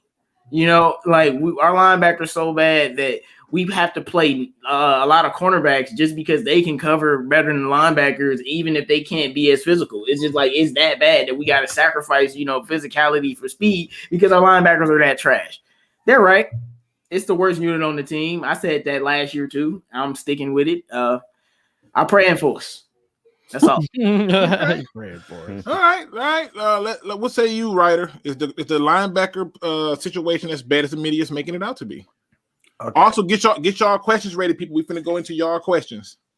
So this is a linebacking core in Detroit in which Christian Jones started 13 games this season. Don't remind me. That should tell you everything you need to know, okay? But we'll go a little beyond that because, again, as I said, I did a little bit of research before this video. And, you know, I've been listening a lot to, you know, Aaron Glenn, his press conferences and everything like that. And he said that he wants playmaking linebackers. He said he wants linebackers that make plays. When I think making plays, I'm thinking turnovers and negative plays. So I went and looked at our linebackers last season. Our linebacking core as a whole, including every linebacker, outside, inside linebacker, in a 16-game season, our linebackers had 2.5 sacks, 1 interception, and 2 fumble recoveries. That is it. That tells you everything. That tells me everything I need to know right there. Wait, how many interceptions? 1. A single interception by any linebacker on the team. Yep. And it was Jamie Collins versus the Arizona Cardinals. Wow. 1 interception. Yep. Okay, listen. I'm picking up what everybody putting down. I'm purposely going last for a reason. Because Jim, Jim, what do you think about the media? Are they right about how bad the Lions linebacker situation is? Well, it's difficult when you don't have a defensive line because linebackers play off the defensive line. So I think it's real difficult to judge, even though I know they didn't make any plays last year. Tavai's pretty slow, but if you put him inside, he's probably pretty effective. Jared Davis, I think, would be somebody, if we get him back, that would improve a lot. But we really got to fix that defensive line. But anyway, if you're just going to answer the straight question, I don't even think we have a linebacking core at this point. And we just got damn. No, we really don't. Do we have 4 guys? We have 4 guys to even put out there right now that are any good. I'm just saying that we don't even know what our linebacking core is yet. We haven't had free agency. We haven't had the draft. We don't even know what we have right now. So, like I said, I think building the defensive line is a priority and getting fast playmaking linebackers. I think we're going to go big changes in the defense this year. Oh, okay. Easy. All right, brother. The trash. The trash. Just out the gate, they trash. Garbage, man. What I think, and I agree to because I already know what you're about to say, Luke. You know what I'm saying? Like, you want the defensive line. You're like, right? I'm assuming that's what you're gonna say, which I agree. Like, if you have a great defensive line, it's gonna make everyone look better, including your cornerbacks as well. But like, we still need speed at that position. Like, what we have there is not enough, in my opinion. The garbage. Davis could stay. We see him be able to be productive, and yes, you need that defensive line, to help out. But like, we need speed at the position. It's just the way of the league. It's just we don't have that at all. Zero, nada. Like, the garbage. All right. Well, I went last, and real Detroit Lions fans says we're going to hear the Davis praise from Luke right now. Actually, you're going to hear the quite opposite. You are. Here's my problem: is the linebacker situation as bad as the media is making it out to be? No. Why? We never had a scheme for our linebackers to begin with to even flourish in. How can I judge somebody when I never believed in the scheme or the head coach or the person calling the damn play for it to work? We went out and got a guy who was a DB coach to be the defensive coordinator, who we didn't even allow to call defensive plays. Oh, yes, I'm not going to judge our linebacking core with that. No. See, here's the problem. I look at past history. Who got better in that scheme? Nobody. One dude got more stats because he had more opportunity in Romeo Okwara, but the scheme was never such that made it make sense. We never did anything to set our linebackers to succeed. We put them in confusing positions and told them to do things that they was never meant to do in the first place. We're asking people like Jared Davis to go and drop in coverage when he's better at stopping the run and chasing the quarterback. Are we calling those for him? Nope. You have to have a scheme in place for me to believe that my linebacker core is terrible. You have to be able to see that, and I don't see where we had that.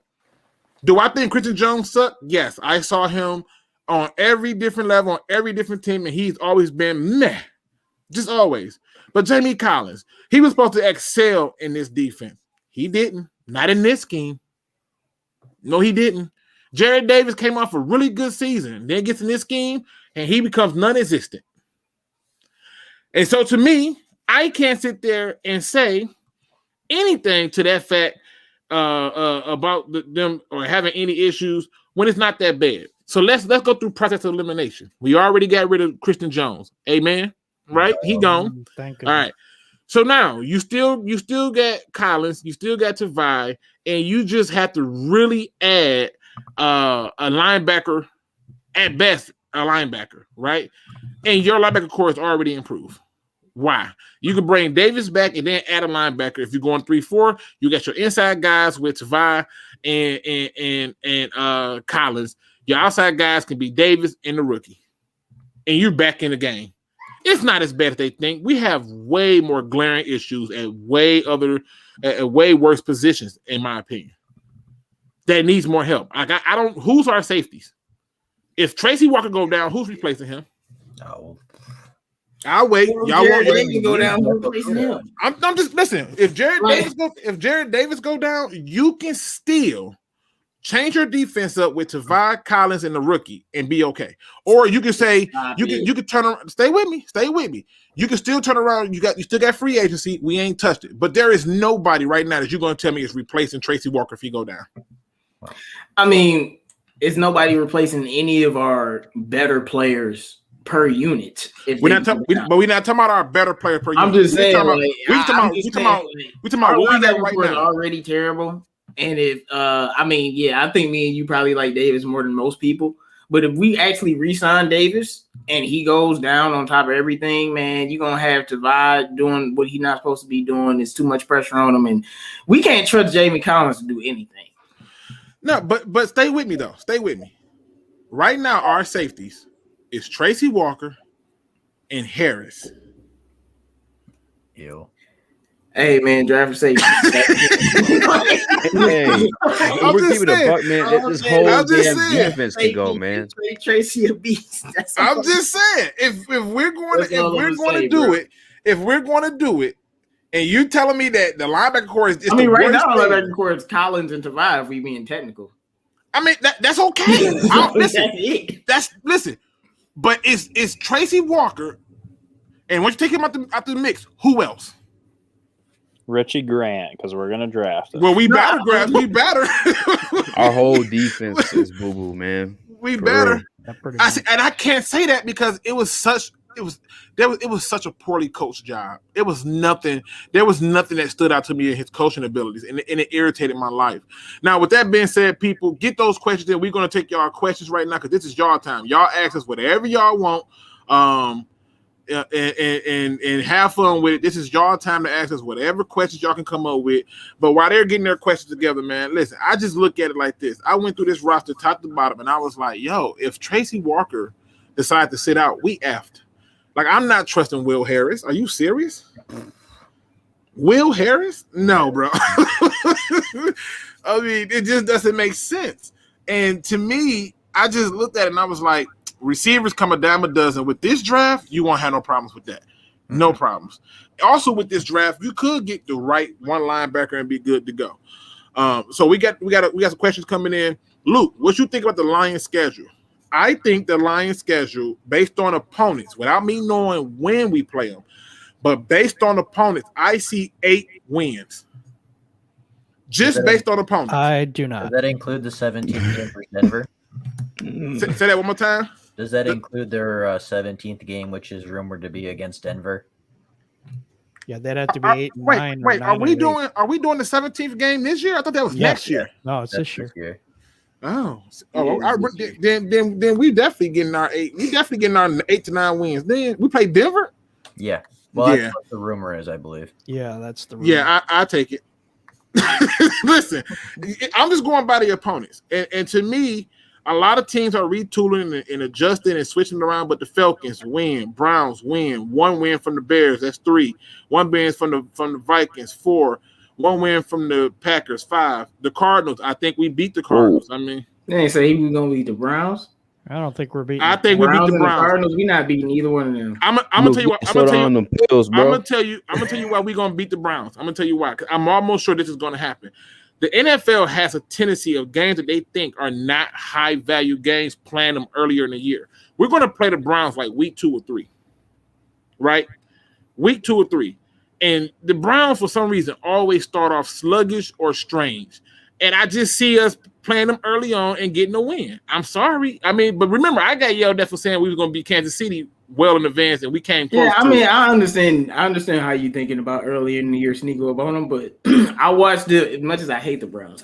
Kevin Stefanski had them boys ready every week. Even early in the season, this past season, they started off not losing any games. So that's not going to be easy, but if you're going to beat them, it will be early in the season. Right, but this past season was unusual due to the pandemic. people have had a chance to navigate through the pandemic. People will have a chance to really have an off season, to really not have to do all these adjustments. They know what they got to do to keep people safe and to make it work.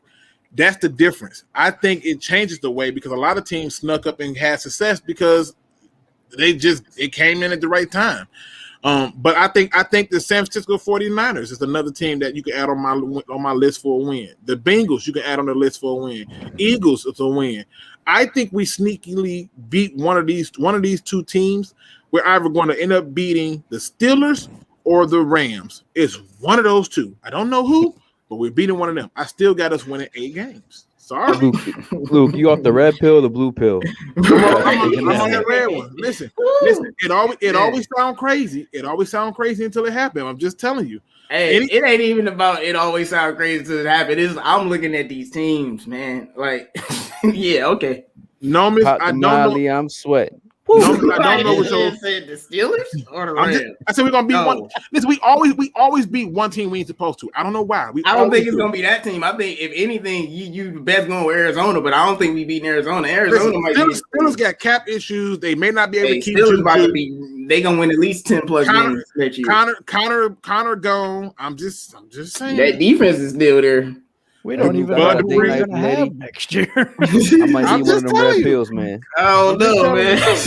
hey, you talking about Tracy Walker. What if we don't have Tracy Walker in that game? Who covering them receivers over the top? I think we drafting this. I think we drafting the safety or we getting one in free agency. Norman says, what do you think of my last comment? Think about it for a sec. You so silly. I think your last comment is hilarious. It says we effed up if any starters go down, Luke. Depends on how you viewing it. Depending on how you view it. I don't think that's not the case. We were so poorly coached. I can't begin to treat that team like that was a real team. I've been screaming fire that man since year one. Everybody, he need at least 3 years. No, he don't. Yeah, he do. No, he don't. Now he don't take no 3 years. We changing the culture. Oh, he changed it all right. He changed it. I'm just saying. It says they got rid of the best offensive and defensive players and trying to trade Daniels and Goff. Weird contract situation. Feels like quarterback. I don't think he's bluffing. Okay. They're going to add some safeties in free agency and draft. I believe it. Get them questions coming in. MC. Question. To the panel, pick a mid-tier free agent receiver: Davis, Samuel, Reynolds, D-Rob, Higgins, Keelan, and Cole. Pick one. Davis, Corey Davis for me. Who you got, Writer? I would take Corey Davis as well. All right, Jim. Who you got? I got Samuel. All right, I already know who J-Mo is, but I'm gonna give him a chance. J-Mo, who you got out of that group? No, who you think I'm about to say? I thought you were going to say Sam because that's what you asked for earlier. Oh, Sam? No, bro, I'm obsessed with Curtis Samuel explosiveness, bro. Like, I'm serious, bro. Like, Curtis Samuel, I'm telling you, if you get that man space, he's scoring a touchdown every time. Listen, I'm not mad at you. I knew you was going to say that. Yeah. Andrew, who you got out of that group? Man, it's hard to pass up on Davis, but I got to take Curtis Samuel. The boy just gets separation, man, and it's something that we lack big time, so. You know, this is very intriguing. I'm gonna make this statement afterward. Let me see what Easy said. Easy, out of that group, who you taking? Who's actually gonna be affordable is definitely gonna be between Samuel and Higgins. But I think the type of quarterback that we have in Jared Goff, he's not as precise with the ball, and he needs some people with speed. So give me Samuel. I just find it funny because all I kept hearing people say was he can't throw the deep ball, but now y'all want the fast guy. It's not even for a deep ball. It's just like it's not even about Jared Goff. Not that accurate. It's just like over the middle, man. He could be gone.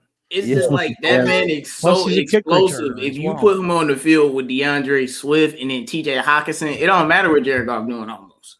Like he's not gonna be that hard to mess that up. He's also he's not a deep ball receiver like you're thinking. Like this man was like lined up as running back. Like he was doing a lot of different things. I get it.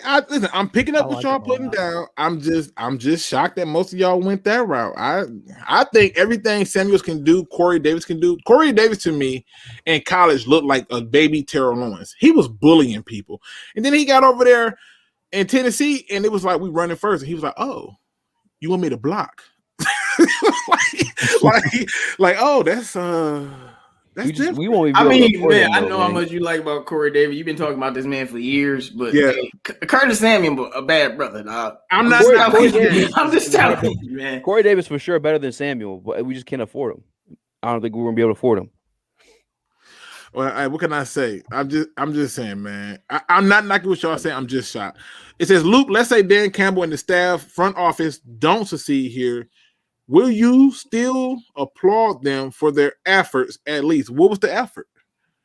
Like, if you telling me they came out and fell flat on their face like I watched them other people do, nah, I'm not applauding that. But what I will say is this. If they have not succeeded in a certain amount of time, then we got to call a spade a spade. We can't sit here and play around with them. They got to be what they said they're going to be. And if you look at this front office, if this front office is on any other team at the Lions, you expecting them to do big things. I want that same energy. My expectations for them are high, and I expect them to meet them. And if they don't, then you're going to hear me talk about it. So it is what it is. So what does JD fit best? I think he meant where does JD fit best is what he asked. Anybody else want to take this question? You're talking about Gerard Davis? Yep. I mean, he's not even under contract right now, right? Nope. But they're gonna bring him back though. I got. Well, he's gonna fit best on a different team, bro. Like that's wow. That's where you best. going with this. Wow. Okay. You waste no time trying to get me up there. Okay, go ahead. Go ahead, because you okay with Collins to Vine. Don't worry about it. I already told you how I feel about the linebacker core. This is true. Revamp that entire linebacker core, and like Davis showed flash. He was a first-round pick. I mean, he was really good in college, but dude, like he needs a good D line in front of him. He needs too much, man. Like I don't mind if we bring him back for a really, really cheap deal, and then we were able to develop him under the new coaching. But I'm straight. Like you see, Andrew, 4 years. I don't think it's he needs this. Is not there. Right. It's like you can't say. I can't say. Like we need a running game. It ain't there. Right. Like, bro, like Davis isn't surrounded by anything else, regardless whether you think he's trash or good. What is on the team? And like, David White had a really rough rookie season because a lot of the things that they were asking him to do, he couldn't because there was nobody up front. Then they introduced Ndamukong Suh to take a lot of that pressure off. And now what happens? He got gaps for days to run through. Like it's just different. Like, so I'm just saying, James Willis says, excuse me, do you think the Lions are still looking for two-way players like Taysom Hill? Oh, that's a good question. Let's go on the line on this one. Ryder, do you think they're still looking for two-way players like Taysom Hill? I mean, no. Because, like, I get the appeal, right? I mean, Taysom Hill is just a fun player to watch in general, but how effective is Taysom Hill really? Like, how much worse would the Saints be without Taysom Hill? I mean, they still won with him. Good coaching make a difference. Exactly. Like, yeah, but if Taysom Hill wasn't there doing like all of the trick plays and all that, how much worse would the Saints be? Okay, fair enough. Listen, I can't argue with logic. That's just my thought process. Jim, what do you think? Do you think the Lions are looking for a two-way player like Taysom Hill? I'm not sure they're looking for it, but if they could find something like that, I don't think they're going to say, oh, no, we don't want that. You know what I mean? But I'm not sure they're actively looking for it. I'm not sure about that. J-Mo, what do you say? You think they're looking for two-way players like Taysom Hill? I don't think the Lions are looking for two-way players like Taysom Hill. Now, if they are, I would be a little bit surprised, but I just think they focus on getting rid of Chase Daniel, y'all. I'm with you on that one. Andrew, what do you think? You think they're looking for two-way players like Taysom Hill? I don't think so. I mean, I know Dan Campbell is familiar with him, but I think they're familiar with using players to the best of their ability. So whatever that is, that's what they're going to do. I don't think they have to bring in someone to, play that role. Easy. What do you think? You think they're looking for two-way players like Taysom Hill? My bad, I was muted. I don't think so. I don't think actively looking for people like that. No, but if like one is there and like it's, I guess we have the luxury of doing it. No, hell no, because right now we are in like fucking like there's way too many holes to fill to be fucking around with a Taysom Hill type dude. Like hell no, they better not be. He tried to convince himself and was like, man, what am I? Yeah, look, he gave up mid-sentence. He was like, no, I can't do it. I can't lie to myself like that. You got way too much shit going on. Yeah, to be I feel the same about way. They Hill. more, like I said, they more focused on getting rid of Chase Daniel. They ain't worried about no Taysom Hill types. Listen, I will tell you like this. I'm shocked because I think they are looking at players that are two-way players like Taysom Hill. And I didn't just look at it in terms of just being Taysom Hill, just in terms of the statement of two-way players like Taysom Hill. So a person like Taysom Hill does bring you a value to the board. Help, just stay with me for y'all chew me out. If you can get a guy who can do more than one thing, it's always better. But I remember the head coach said we're going to give people so they can do what they do best and a little bit of what we need them to do in other areas. That screams to me like a player who has more than just one skill set. And to me, I see them looking at players, not necessarily Taysom Hill, but I see them looking at players who can give them options to create mismatches. Because one of the things that Dan Campbell pounded home by talking about biting off kneecaps was putting everybody in the best position to succeed. Fast forward that to the interview with Aaron Glenn, defensive coordinator. He talked about putting people in the best position to succeed. When he said things like, I don't need my cornerback to play like he's the third cornerback. I need him to just play cornerback. And I'll do the rest and get other people to put them in their position so he can succeed and the team succeeds as a whole. So I think they are looking for people that are two-way players. Just saying. One funky Lions fan says Luke got some rum in that Kool-Aid. I already admitted it a little bit. Who's going to stop Chubb and Kareem Hunt? They gonna stop themselves. It's been games where for some reason they stopped running the ball. Go and look at why they lost in the playoffs, and go and look at some games early on that they lost. They just don't always run the ball like they're supposed to consistently, and I don't think they're gonna do it on the Lions. Bro, Lions start golf isn't winning us any games. Come on, Luke. No wins is guaranteed. Luke tripping. I just think that there's some games on here that I see us winning. I think they got more problems than us. What position should we take with the 7th pick? I'm thinking O-line or wide receiver. Oh, it's a good one. I think they should take offensive lineman. I think they're going to take a wide receiver. Easy. What position should they take at 7? And who do you think they're going to take at 7? I have no clue who to think. I don't have no clue who I think they're going to take. I think everyone should know by now. I was on the chugga draft chugga tray choo train. You know what I'm saying? I was a captain of that one. Got me doing that trick or trade. I'm talking to people at work. I'm like, yeah, man, my homeboy wanted to draft trick or trade. They're like, who's that? I'm like, oh, my bad, man. That's that's Trey Lance, bro. I'm sorry, my bad. Go ahead. But I mean, look, if they trade back, if they get Slater, I really can't be mad because I'm not really expecting anything this year. You know what I'm saying I think we are like 2 to 3 years out from being competitive, but and I have faith that it's not too many teams that like fuck this type of situation up. I'm sorry for dropping an F-bomb, but like it's really not. At least like to the point where we're getting competitive.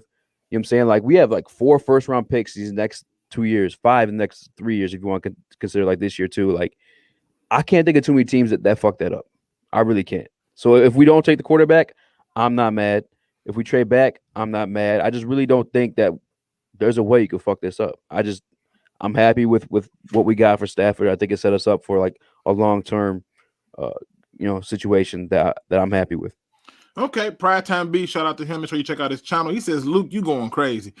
I know it sounds crazy, bro. Just pay attention. Watch. When the schedule come out, when they show us when we play, I'm going to go through and give you my last and final prediction for what I think the season is going to be.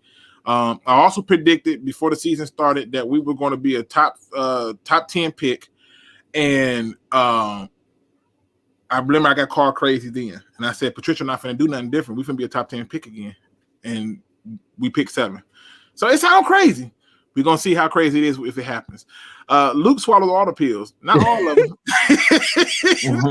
Do you guys think there'll be fans in the stands this year? Yes. Do anybody think there won't be fans in the stands? Maybe not fans in the stands, but I think there'll definitely be fans. Yeah, I think with the vaccines coming out and more people getting them, and the fact that you're going to have players getting them and certain people opting in. I think you will have more fans in the stands. I mean, it was a lot of fans in the stands, in my opinion, for the Super Bowl and for some of them playoff games. So, yes, I see fans in the stands this year.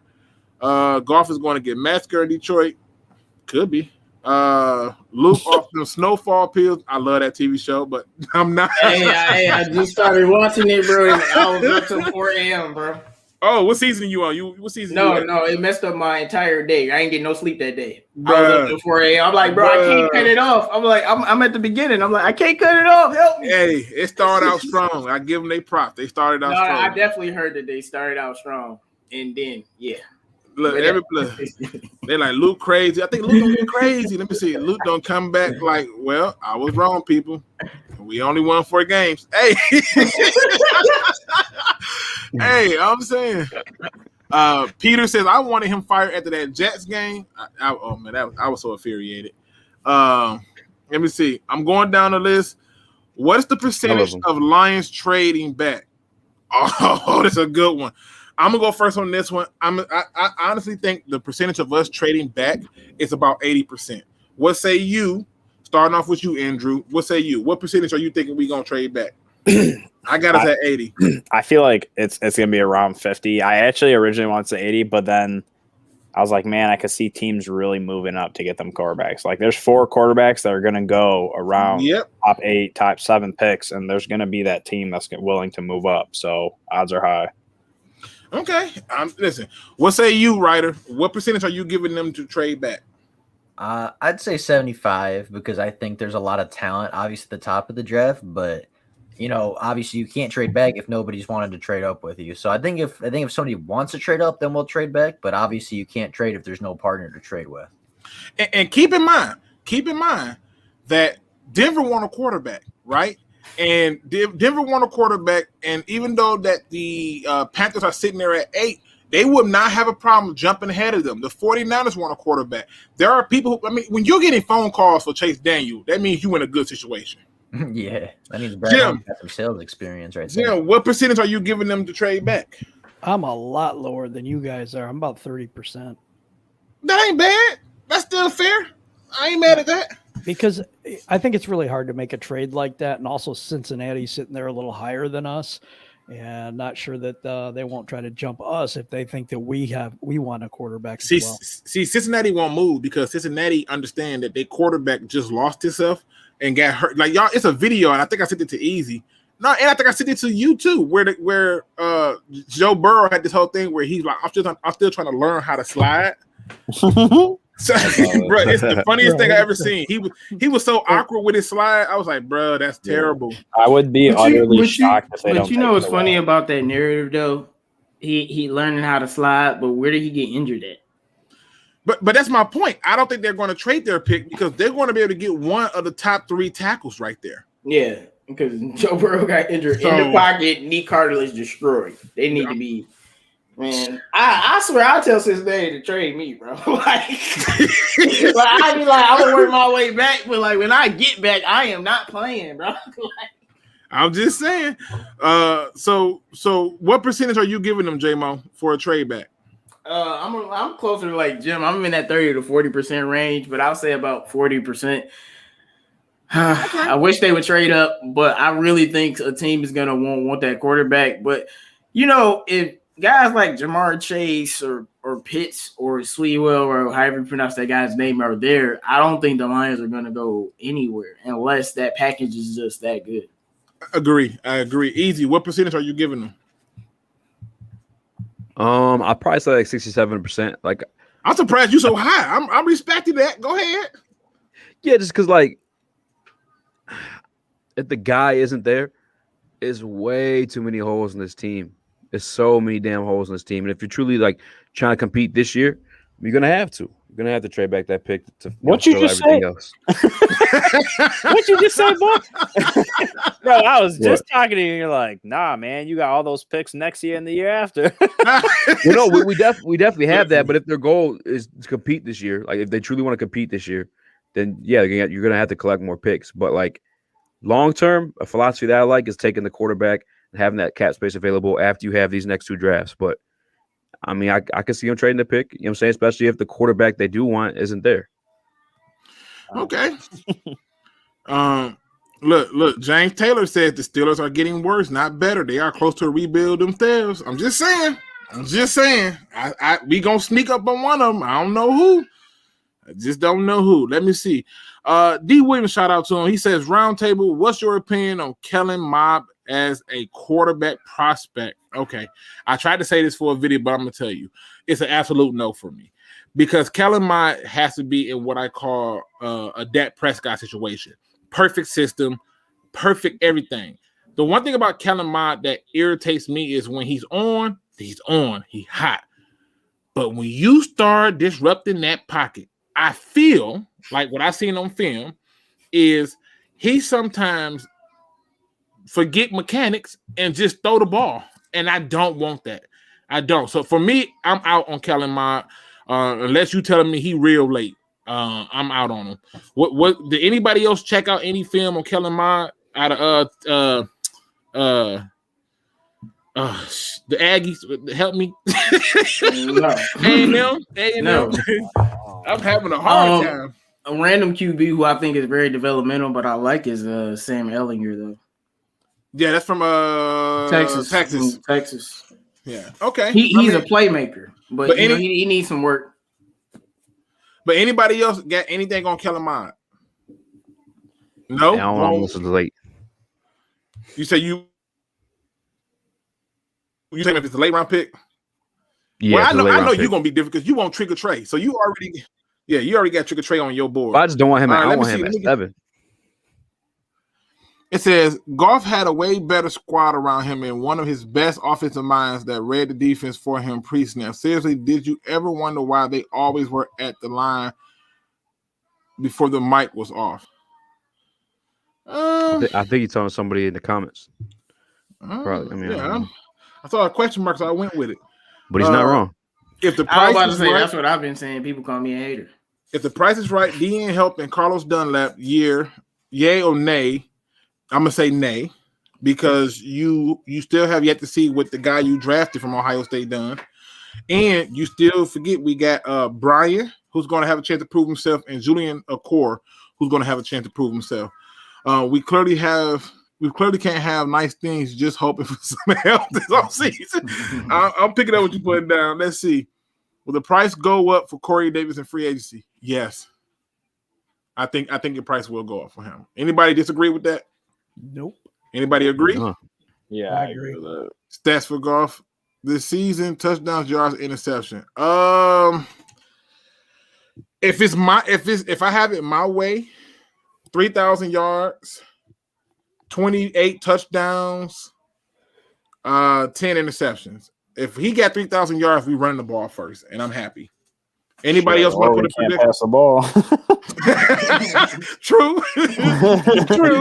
Oh my god! I'm just saying. I'll try to run through him. I've been watching some film on Mond, and I'm starting to like him. If we can get him in the third, like I said, if he late round, I'm cool. But outside of late round, I'm not. Y'all really like him, huh? He registers as a backup to me. Like I mean, how I feel about him. It's just like they really like him. That's all I'm saying. Listen, Mond is a guy that people like. One of the names that kept coming up to me a lot that people wanted me to look at was Jamie Newsom. And I got tired of watching it. And I said, there's nothing to see here, folks. Right. Like, I'm serious. Some of y'all Lions fans need to look at Sam Ehlinger a little bit more if you want a late round QB. It says, what would you rate the front office move so far from 1 out of 10, 10 being the best? Okay, let's go for it. Let's go down the line. Jim, 1 to 10, 10 being the best. I got it at an 8 right now. Okay, I like that. I didn't love getting Goff, and that's basically. Dr. Detroit's asking me how I'm doing tonight. I'm really tired because I get up so early in the morning. Right, and we about to get off anyway because, like I said, we approaching that time clock, so it don't make a difference. We good. Writer, what do you say? 1 to 10? How do you rate them so far? 10 being the best. I give it a 9. I really like I don't think there's been anything that's like out of this world, like unbelievable, but I also haven't been upset with anything so far. So I'll give it a 9 out of 10. All right, J-Mo, 1 to 10. How do you rate the front office move so far? 7. Okay. Andrew, 1 to 10. How you rate the moves so far? 9. Damn, boy, he went straight to it. 9. Yeah. 9. Yeah. All right, easy. How do you rate they move so far? I'll 9.5, 10. I feel like the moves we made set us up for a future like so bright. So bright. We don't have to worry about collecting free agents because we have so many damn draft picks. Like, it's beautiful, man. Yeah, I'm gonna piss a lot of people off. It's a 5 for me. It's only a 5 because I'm not giving them anything higher until I see what they do in the draft and what they do in free agency. So far, they're doing good, but this right here is foundational work. Add on to it by getting me something I can look forward to, and that is a draft that I'm happy about and free agent moves that I can go, yes, that makes sense. So far, they're in the right direction, but 5 is where I'm at. They got to do a lot more. Fair enough. Does them letting Galladay and the rest of the wide receivers walk mean that they probably won't prioritize wide receiver until 3rd or 4th round? Because why draft one at 7? No. I think if they take a free agent wide receiver, then yes, they will prioritize wide receiver in the later rounds. But the only free agent receiver they added so far is Tyrell Williams, and they're going to add more. And so I think that still leaves the door open for a receiver at 7. Anybody disagree with that? No. I don't think we're taking a receiver at 7. I got this strong, sneaky feeling. You can have that feeling, bro. I'll be honest with you. I don't think you take a skill player when you need to build the foundation, which would be a defensive tackle, an offensive tackle, something like that. You don't just go and take a receiver at 7. Okay. Looney Tunes says, Luke, we still want that rent. My youngest one is up, and I don't want him to hear me going in, but I'm fighting. I've been fighting against it all day. I've been reading some of y'all comments, and I've been muting myself and taking a breath so I don't blow up. But I told you I'm gonna try to get through this whole show without it. Chris Wallace says, what defense are we running? I honestly think we're going to stick in the 3-4. I think we're going to stay there because that's what most of the pieces are set up for. And if they do a massive overhaul to a 4-3, Luke, you think we're set up for a 3-4? I do. Instead of a 4-3. I do. We got more playmakers on the D line than we do linebacker. This is true. But if you go through and you look at it, if you go into a 4-3, where are you putting Jelani Tavai? Shit, hopefully on the bench, bro. Like that's my reason though. Like if it's 3-4, like Tavai's gotta play. I'm just saying. They're gonna bring Davis back. Davis will go to the outside. Collins will go to the outside in the 4-3, and Tavai will have to go into the inside. And then now, if you do that, you're definitely better have some dogs up front on the D line. So I think they're gonna stick with as much of the 3-4 as possible. But I think that's where they go with it. I just think I could be wrong. I could be wrong. Let me see. I'm gonna try to see if I can hit maybe one more question. I do apologize, y'all. I'm trying to hit all y'all questions, and I'm looking. Let me see. Does anyone know if we re-signed Matt Prater yet? We have not. We have not. At least I didn't read nothing that said we did. I don't believe so. He says I think we're going to draft a quarterback. I don't. At 7. Draft Rashawn Slater at 7, and then Rashad Bateman 2nd round. If they there, you're better from there. Listen, I wanted an offensive lineman. I'm gonna leave it at that. I'm gonna leave it at that. I don't see it. But with that being said, ladies and gentlemen, that is our show for tonight. We do appreciate you for coming in here. If you have not hit that notification bell, or you have not hit that subscribe button, or most importantly, you have not hit that like button, please do so. We do these on Tuesdays and Thursdays. We all have been extremely busy because everybody's still trying to adjust to this dumb pandemic, and we're trying to stay healthy while doing it. So we'll go to our final thoughts at this point, and I'll keep playing the things through the screen. So we'll start this thing off with you, J-Mo. What is the heart of the city got to say to the people for final thoughts? I don't got much to say besides the fact that getting rid of Christian Jones was the greatest move in Lion history, and if we get rid of Chase Daniel too, man, I'm gonna be a happy person. Other than that, man, Kenny Galladay, you ain't worth $20 million. Love you, my brother. Hope you have a good career somewhere else. And that's it. All right, okay. We going over to you, Easy. Make sure you drop them links too. But what do you got for the final thoughts, my brother? Shit, man. I think nobody should be too judgmental of what happens in this draft unless it's a receiver. But other than that, man, I think we're in like a really, really good spot. Like, I'm not trying to say this to talk shit, but like getting rid of Matthew Stafford was possibly the best thing for this franchise. We have such an opportunity to build from that, and whether it's around Goff or a rookie quarterback, we still have the ability to build a complete team. I think on average, I looked it up, it's like 53% of first round picks hit or some shit like that, or at least become like, you know, long time starters or some shit like that. And like, it's just the odds are in our favor, man. We are in a really great position, and just, I mean, shit, be positive because I think we're on the up. Okay. All right. Andrew, what do you have for the people, man? Final thoughts. Yeah, so I just got to throw some shade at J-Mo because I haven't talked with him in a minute. I told you, man, we should have traded Galladay when we had the chance. I told you all of last season. I never said don't trade Galladay. What? No, every single show. I never said that. I said pay Galladay. I didn't say don't trade Galladay. That's not what I said. That's the equivalent, bro. That's not the equivalent. That's a false equivalency, actually. That's not the equivalent. Me wanting to pay him when he was healthy and didn't miss 11 damn games. I mean, yeah. No. Like, if I would have known I told you 18 million was my cap, Luke. I've been saying that, and he turned that down. I'm actually surprised he turned that amount of money down. Well, I couldn't believe it, to be honest. Mm-hmm. Don't fuck with us. Anyways, look, it was great to talk to you guys. I haven't talked to a couple of you guys in a very long time, so just, having fun talking to you guys is always a blast, man. Yeah, same here, man. Rams House says, if you want to talk fast, we talk fast. Rams House, if you want to come on the show and talk some football, I would be more than happy to get you on because you are a Rams fan, and I notice you are paying so much more attention to the Rams than I would naturally pay attention to. So if you want to do that, definitely, hit me up and we get you on there for sure. Let me see what's going on. All right. Who's up next? We got Jim.